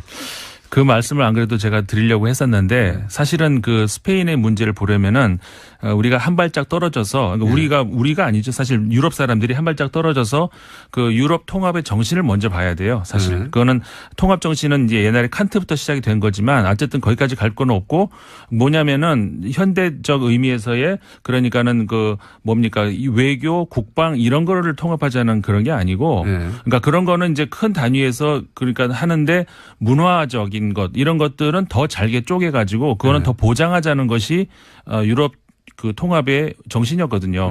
그런데 그게 지금 안 되고 있잖아요. 그러니까는 카탈루니아 입장에서도 그 기대를 했었을 법하죠. 그렇게 되면 뭐 자기 언어나 자기 문화나 그렇죠. 전혀 안 되잖아요. 그러니까는 다른 그 스코틀랜드 마찬가지고요. 아까 말씀하셨던 벨기에도 그렇고 이탈리아도 북부하고 또 그런 게 있죠. 남부도 있고. 프랑스 내부에도 또 있습니다. 지역별로. 그러니까는 유럽 통합 당시에 이 사람들이 제가 그때 프랑스에 있었는데 그 베토벤 그 교향곡 9번 이게 이제 유럽가잖아요. 그 막 몰래 펴지면서 그 축제의 분위기 정말 부러웠거든요. 근데 그런 게 지금 온데간데 없어졌잖아요. 그런 게 저는 새로운 국경의 개념 혹은 새로운 국가의 개념도 탄생할 수 있다. 그렇죠. EU 자체도 사실 독특한 건데 나라끼리 다 단순히 국경을 허문다는 의미에서의 그런 유럽이 돼서는 안 된다는 거죠. 그러니까 지금까지 생각하듯이 국경 절대적이고 국가는 절대적이었다. 사실 국가의 탄생도 얼마 안 됐지 않습니까? 그렇죠. 국민국가의 탄생도. 그렇죠. 그러니까 국가 단위가 아니라 어떤 지역 경제 단위로 지역 혹은 뭐 문화 단위로 네네. EU와 협상한다는 것은 국가 이외의 존재를 인정한다는 거거든요. 그렇죠. 너무 많이 나간 얘기인가요? 네. 아니 근데 새로운 모델을 우리가 한번 지켜볼 수도 있을 것 같다. 그거는 굉장히 유효한 분석이신 것 같아요. 임상훈 의원이었습니다. 네, 안녕. 감사합니다. 바를 말씀드린 바가 있는데요. 차명계좌에 부과되기 때문에 세금을 내지 않았었습니다. 당시에 금융당국의 판단이 그랬었는데요. 하지만 이 사실이 드러나자 최근에 9년 만에 금융위원회가 차명계좌에 대한 유권 해석을 원점으로 재검토하기로 했습니다. 그래서 과세가 가능하다라는 입장을 내놓을 예정이라고 합니다.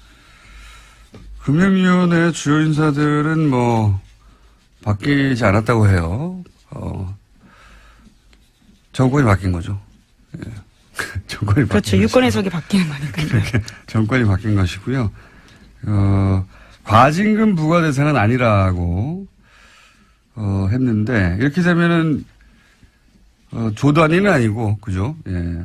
1,000억 단위 정도. 실제 이 문제를 처음 제기했던 갑자기 이런 생각이 나네요. 박용진 의원님. 예, 박용진 의원님 주장에 의하면 계산을 또 저희도 해봐야 되겠지만 이게 2조 이상 과징금까지 하면 2조 이상이 될 거라고 했었는데 과징금 부과 대상은 아니라고 유권 해석을 또 해줬으니까 이렇게 되면 1,000억대 얼마나 많이 빠져나갔습니까? 2조에서. 네, 그렇죠. 이자와 배당 소득세. 예. 이자 배당 소득만을 부과하는 거니까요. 근데 이 문제는 한 번 더 나오겠네요. 왜 과징금 부과 대상은 아니냐. 과징금을 부과하면 실제로 총 4조 얼마가 남겨 있었는데 거의 다 돈이 없어질 수도 있다. 그런 얘기도 있었거든요. 90% 세율을 적용할 경우에 대한 이야기일 텐데요. 오늘 최종구 금융위원장이 국회 국정감사 나오기 때문에요. 이 문제 다시 따져 물을 것으로 보입니다. 그러니까요. 예. 자, 실제 얼마나 부과될지 관심 있게 지켜봐야 되겠습니다. 그리고 이제 깜빡 잊었는데 원세훈 아까 댓글 이야기할 때 원세훈 원장이 국정원은 불법적으로 일을 해야 한다 뭐 이런 얘기를 했다고 했잖아요. 그죠? 네, 관련된 소식이 또 주말 동안 전해져서 화제가 됐었는데요. 댓글 공작 등 혐의로 구속된 유성욱 전 심리전단장의 발언입니다. 자신이 수감되기 전에 장문의 글을 남겼는데 이를 경향신문이 보도한 겁니다. 그러니까요. 원세훈 전 원장이 어떤 이야기를 했는지에 대한 폭로인데요. 내용을 보면 이렇습니다. 적법 범위 내에서 일할 것 같으면 국정원이 무슨 필요가 있느냐. 국정원은 법을 초월해 일할 수 있어야 한다. 이렇게 강조했다는 겁니다. 국정원이 다른 국가와 첩보 전쟁을 하면서 그런 경우가 있을 수는 있겠지만 이게 이제 국민들을 상대로 댓글 다는데 이걸 적용했다는 거죠. 예. 그렇죠. 자국민 대상으로 불법적인 일을 해야 된다라고 아예 지시했다라는 거죠. 이건 뭐 그럴 법한데 제가 폭로한 장문의 글에서 주목했던 부분은 뭐냐면 원세훈 원장이 재임 기간 중 지나치다 싶을 정도로 사이버 안보에 매달렸다 이런 기억이 있다라고 하면서 이제 쭉 썼잖아요. 다음 아고라를 잡아야 된다느니 근데 이건 제가 지난번에 한번 얘기한 것 같은데 이렇게 원세훈 원장의 사이버 업무에 매달린 이유 자체가 이명박 전 대통령 때문이에요. 예, 이명박 전 대통령 취임 초기부터 그 청와대 행정관이 근무하는 사무실에 내려와서 그 여기저기 댓글 달라고 직접 지시했다고. 이건 제가 이명박 정권 초기에 들은 이야기입니다. 초기에. 대통령이 무슨 행정관 자리에 와가지고 그 등 뒤에 서가지고 여기 기사에 댓글 달라고 했을까 싶은데 그랬다고 합니다. 그랬다고. 그때부터 본인과 관련된 기사의 댓글에 대단히 민감했다. 댓글에 대한 집착을 보여주는 장면이에요. 네. 원세훈 원장의 집착이 아니라 이명박 전 대통령의 집착이었다고 저는 알고 있습니다. 그것이 뜻대로 안 되자 결국은 국정원을 그렇게 조직적으로 초반에는 그러니까 청와대 행정관들, 청와대 내에서 일부 행정관들이 그런 댓글 작업을 하다가 그 규모가 감당이 안 되니까 결국은 국정원이나 사이버 사령부로 그렇게 조직이 외부에서 전문적으로 커진 것이 아닌가라고 저는 추정하는데 여기서 확실한 것은 어쨌든 임기 초기에 행정관 근무하는 데 내려와서 PCD에 서서 그 일을 당했다는 사람으로부터 저는 건네들은 이야기입니다. 이건. 예, 그렇다면 이제 원전 원장이 입이 주목될 수밖에 없는데요. 이명박 전 대통령이 시켰다라는 진술만 남아 있는 겁니다. 글쎄요. 자신이 형을 살고 나서 그 다음 삶을 어떻게 그릴 것인가에 달려 있겠죠. 예. 이미 형은 확정됐으니까요. 네, 뭐 자. 아직 2심이긴 한데요. 사실상 확정입니다. 하나, 둘 정도 더 할 수 있을 것 같습니다. 예, 뭐가 있나요? 또 다스와 관련된 비자금 조성 의혹 문건이 나왔습니다. 2008년에 차명으로 보이는 10여 개의 개인 계좌에서 다스로 120억 원이 옮겨졌다라는 JTBC 보도 내용입니다. 이 내용은 저희가 잠시 후에 이 내용 전문가들이 두 분 있어요. 예, 주진우 기자하고 안홍근 총장이 JTBC가 급하게 아침부터 단독을 한 내용이죠. 예, 간단하게 정리하면 감사합니다. 정말 억수로 아파. 자, 주진우 기자, 안홍근 총장님 나오셨습니다. 안녕하십니까? 예, 안녕하십니까. 안녕하십니까.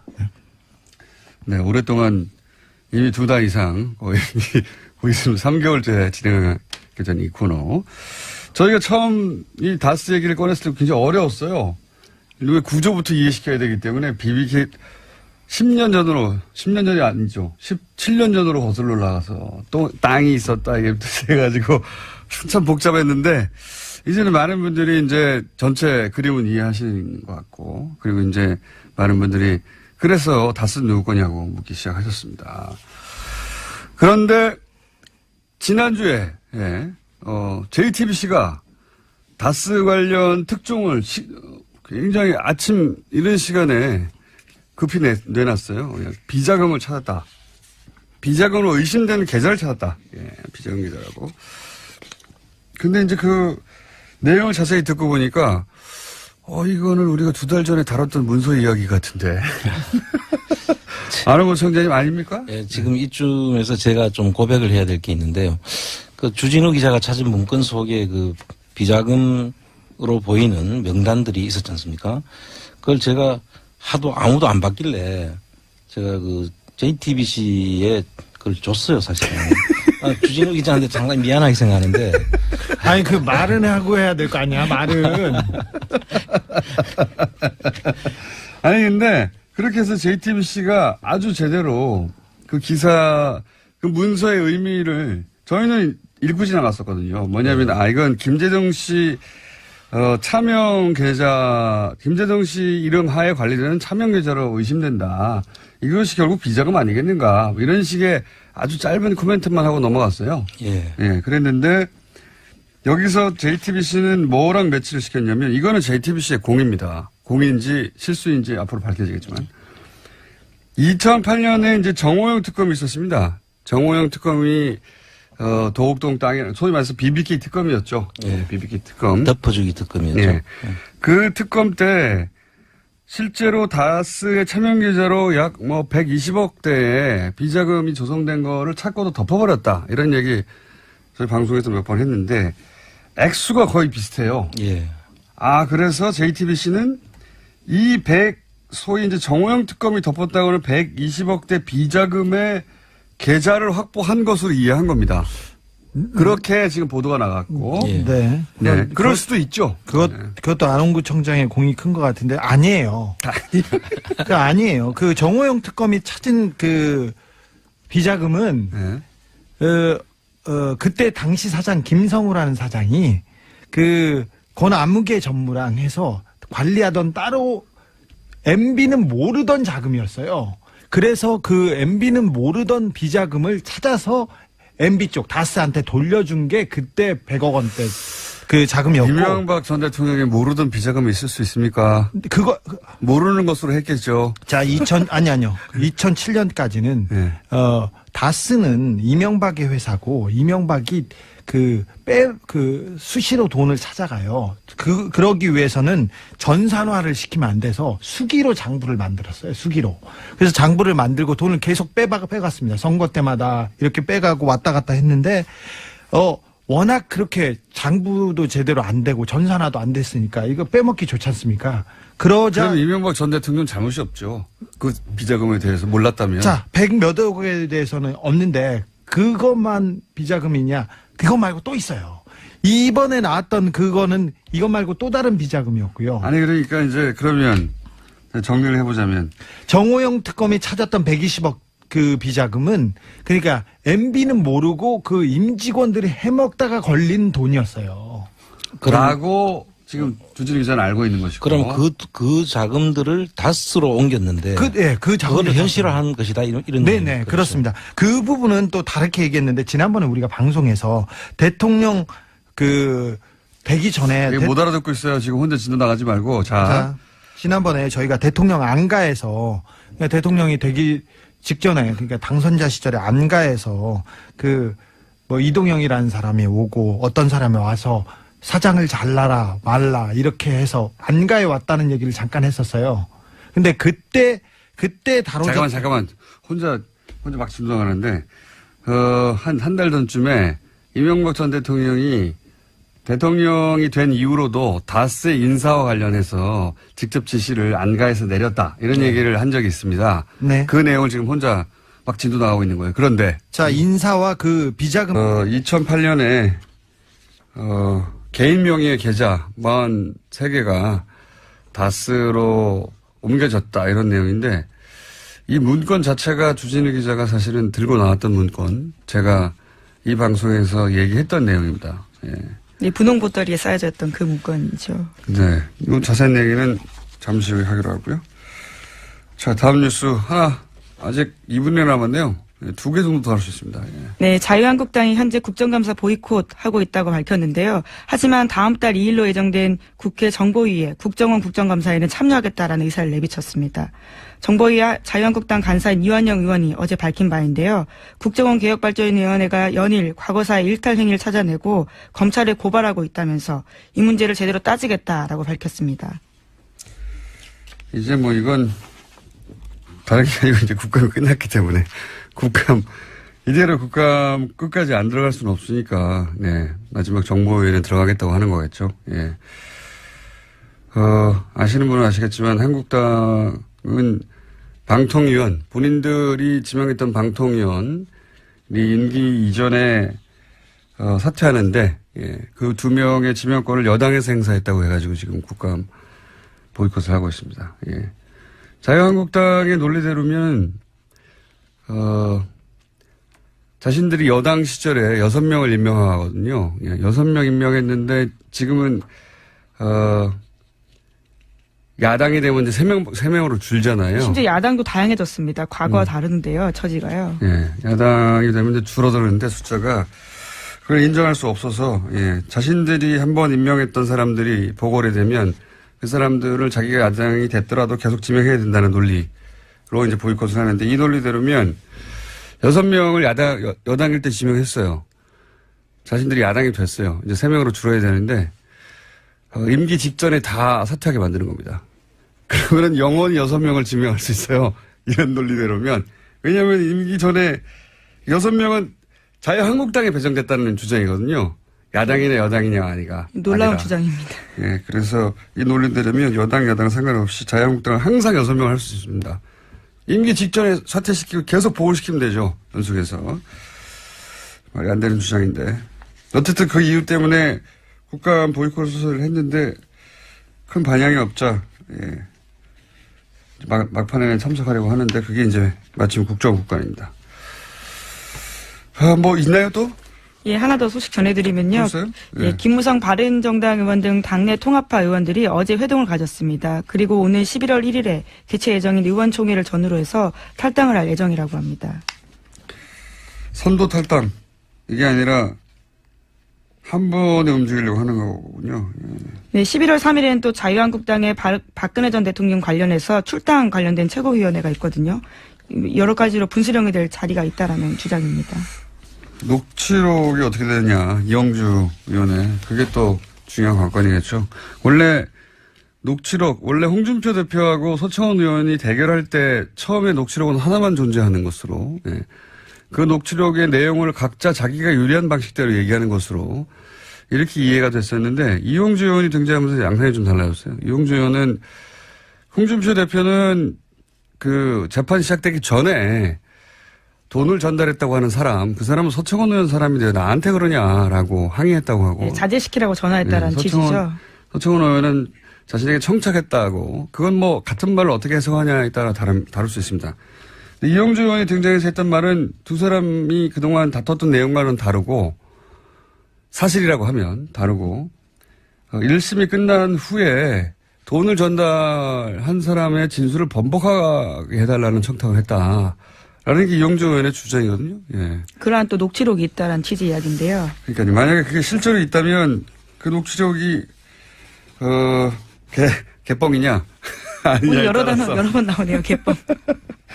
왜냐하면 정치권에서 이런 녹취록이 있다는 공방이 뭔가 결정적으로 끝난 경우가 별로 없어요. 예, 녹취록이 있다고 막 하다가 흐지부지 사라지거나 녹취록을 들어봤더니 별거 아니거나 그런 경우가 많았거든요. 근데 이제 이 경우는 그 다른 당의 의원인데 녹취록이 있다고 들고 나왔기 때문에 그리고 이제 지금까지 얘기하고 다른 이야기를 했기 때문에 이 내용에 따라서는 사실은 홍준표 대표의 운명이 갈릴 수도 있고 서청원 의원이 이제 두 말 더 이상 할 수 없이 출당을 당할 수도 있고요. 또는 그 내용이 이용주 의원이 주장했던 것과 다르면 이용주 의원도 굉장한 타격을 또 입을 수도 있습니다. 어떻게 될까요? 녹취록이 이 주장대로는 두 개에 해당되는 건데. 예. 네, 아직은 홍준표 대표와 서청원 의원 사이의 설전만 남아있는 상태입니다. 알겠습니다. 자, 오늘은 여기까지 하겠습니다. 시사인의 김은지였습니다. 안녕하세요. 김원준입니다. 지난 주말 카탈루냐 자치의회는 독립을 선언했고 이에 스페인 중앙정부는 자치의회 해산을 전명했습니다. 카탈루냐가 제2의 코소보가 될 수 없는 이유, 포털이 처음으로 메인에 띄운 관련 기사의 제목입니다. 코소보는 대량 학살을 경험했지만 카탈루냐는 민주적 권리를 누린 경우라 독립이 불가능하다는 내용입니다. 대량 학살 정도를 겪지 않으면 독립할 생각하지 마라. 이건 말이 안 되죠. 독립선언의 권리는 모든 인간에게 천부인권이 있듯이 그들 스스로에게 당연히 있는 겁니다. 그들의 선언을 외부에서 인정하느냐 아니냐의 문제가 그 다음 따를 뿐이죠. 그리고 그 인정 여부는 철저히 강자의 이해관계에 의해 좌우되어온 게 국제사회의 현실입니다. 코소보는 학살을 당해서 독립이 인정된 게 아니라 러시아의 세르비아 동맹을 약화시키려는 미국의 전략적 지지가 있었기 때문 아닌가요? 그리고 그래서 코소보 독립을 러시아 중국은 여전히 인정하지 않는 거죠. 대량 학살을 겪는다고 독립이 보장됐으면 독가스 인종청소를 경험한 쿠르드는 진작에 독립을 했어야 합니다. 약소민족들이 최근 선언한 독립들 아마 대부분 실패하겠죠. 그래도 그 독립을 심정적으로라도 응원하는 게 우리 이익을 해치지도 않는데 우리 같은 식민 역사를 가진 사람들로는 자연스러운 것 같은데 이런 기사를 접할 때마다 매번 느끼는 겁니다만 왜 우리 언론은 미국이나 유럽은 어떻게 생각한다. 서구 강대국의 시선으로 바라본 분석만 있는 건가요? 저는 그게 너무 이상합니다. 김원준 생각이었습니다.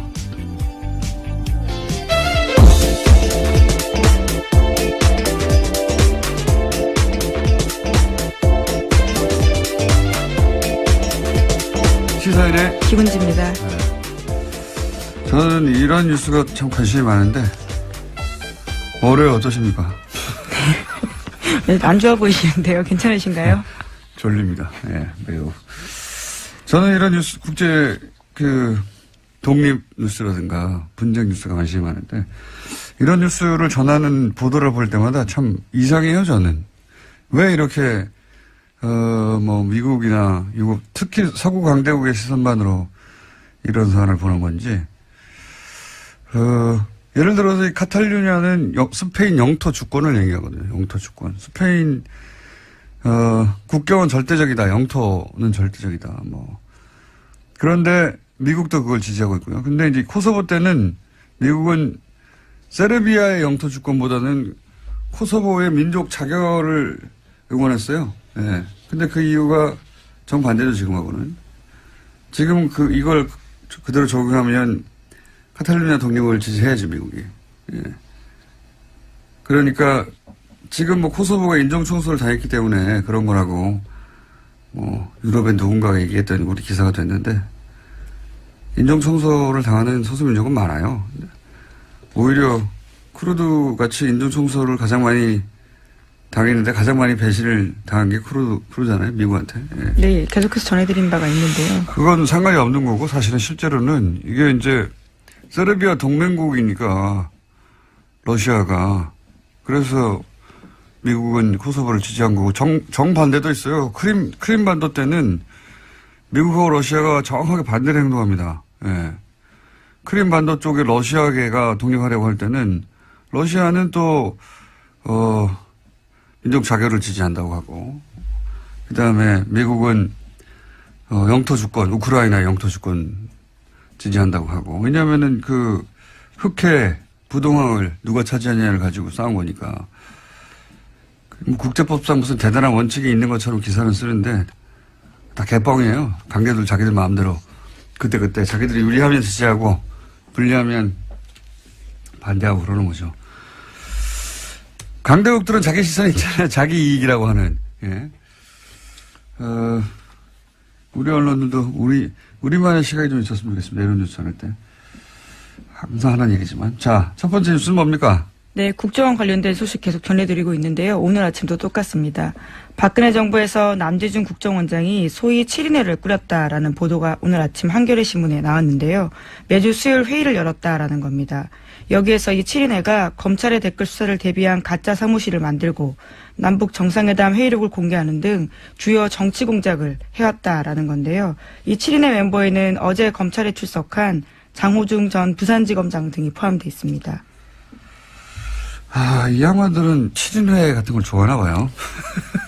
박근혜와 7인회도 예전에 나왔던 얘기죠. 예, 그렇죠. 네. 근데 이제 남재준 국정원장도 본인이 국정원장 재직 시절에 7명을 꾸려와서 주요 사안을 결정했다 이거 아닙니까? 네. 네, 파견된 검찰 공무원 2명까지 포함해서요. 다양한 사람들이 있습니다. 대령 출신도 있고 육사 출신도 있고요. 네. 국정원의 컨트롤 타워였던 거네요. 유행인가 봅니다. 유행. 예, 박근혜 7인회도 사실은 탄핵 국면에서 초기에 도대체 누가 첫 번째 담화에서 사과를 바로 그렇게 하도록 유도했는가, 결정했는가 그 얘기도 등장을 한번 했었죠. 여전히 미스테리입니다. 사실은 정치적 자살행위인데 JTBC 태블릿 보도 직후에 그렇죠. 바로 다음 날. 네, 바로 다음 날에 인정했는데 그때 인정 안 했으면은 여기까지 못 왔다고 보는데 저는. 누가 그 결정을 했을까요? 박근혜 전 대통령의 정치적 감각으로 스스로 결정했을 리는 없을 거고. 아직도 미스터리예요. 예. 어쨌든 남재준 국정원장도 유사한 7인회 소식을 갖고 있었다. 근데 특히 이제 국정원 출신이야 그렇다고 치더라도 검찰 출신들을 현재 굉장히 고위직입니다. 현직입니다. 게다가 예. 현직 검찰 소속으로 있는 사람들인데 그 사람들이 7인회라는 게 이제 처음으로 밝혀진 거고요. 관련 뉴스가 많아요, 여기. 그죠? 예, 이들 국정원 파견 검사 같은 경우에는요, 국정원의 변호인 노릇도 했다라는 건데요. 조직적으로 검찰의 수사를 방해했다라는 겁니다. 특히 국정원 댓글 수사를 방해한 건데, 최근에 검찰이 이와 관련된 대응 문건을 확보했습니다. 이 문건에 보면요, 당시에 파견된 검사들이 국정원의 의견서를 써주면서까지 검찰의 수사를 방해하면서 깊이 관여했다라고 합니다. 이게 이제 뭐, 자신이 어디 소속인가에 따라 지속적으로 그 권력의 하수인 역할을 한 거죠. 사실 검찰 출신으로서 윤석열 검사나 혹은 최동욱 당시 검찰총장이 막 날아가지 않습니까? 예.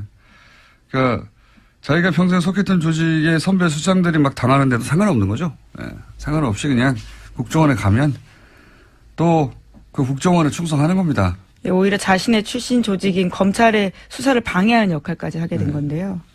권력의 하수인이 돼서 출세를 하고 싶었겠죠. 예.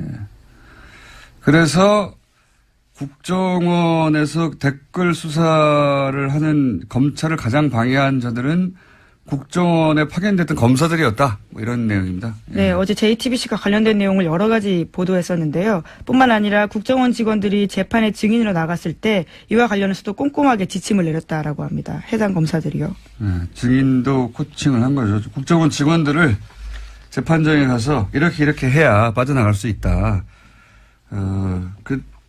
그때 이제 재밌는 건 그때 당시 재판에 출석해서 그런 증언들을 쭉 했는데 나는 모른다. 뭐 종북 세력을 대응하기 위해서 그랬다 했는데 예, 최근에 다시 검찰 수사를 그 국정원 직원들이 이제 새로운 혐의 사실로 나왔으니까 갖고 있는데 그때 했던 말들 다 거짓말이었다고. 네, 다 실토한 거죠, 이제. 실토하고 있습니다. 예, 실토하고 있고 그럼 그때 거짓말을 시킨 사람이 누군가 이렇게 따져 들어가 봤더니 국정원 내에 파견 갔던 검찰 출신들이었다. 예. 네. 그런 검사들이었으니까 국정원을 파견시켰겠죠, 또. 예. 속속들이 밝혀지고 있네요. 네, 그래서 지난주 금요일에 검찰이 장우중 전 부산지검장 등을 비롯해서 7명의 사무실과 자택을 압수수색했습니다. 또 주말 동안에는 이재영 검사와 서천호 전 차장, 장 전 지검장을 소환 조사했습니다. 현재는 전보 조치돼가지고요, 부산지검장 자리에서 내려왔습니다. 그게 이제 검찰 내에서도 뭐 예를 들어서 검찰 내에서 검찰 출신들이나 검찰 지검장이 굉장히 높은 사람이거든요. 예. 네, 그렇죠. 지검장 정도로 수사할 때 반발이 있거나 또는 뭐 잡음이 있을 수 있는데 이건 없어요. 예, 없는 것이 검찰 내에서도 뭐 동정을 받을 여지가 전혀 없는 것이 검찰이 수사하는데 검찰을 수사를 방해하려고 가짜 세트를 만든 거 아닙니까? 지금 그걸 했던 사람들이라는 거죠, 지금. 예. 세트로 가짜 사무실을 만들어 놓고 가짜 서류를 잔뜩 그 안에 집어넣어 놓고 거기를 압수수색하도록 한 사람들이 사실은 그런 일을 결정하고 컨트롤 타워 역할을 하고 이제 뭐 증언을 코칭하고 하는 게 다 검찰 출신이었다. 그런 얘기입니다. 네, 그 관련 뉴스가 쭉 많고요. 근데 그분들이 지금 구속됐다. 또는 수사받고 있다. 그렇죠. 예, 이런 얘기들. 뉴스가 너무 많이 쏟아져서 도대체 누가 구속됐다는 건지. 예. 댓글 수사하고 있는데 그래서 검찰 출신들이 이런 일을 했다는 게 이제 관련 뉴스로 많이 쏟아졌습니다. 주말에. 네. 자, 다음은요. 네, 2008년 이건희 삼성회장이 차명 계좌에 숨겨둔 4조 4천억 원대 돈이 있었다라는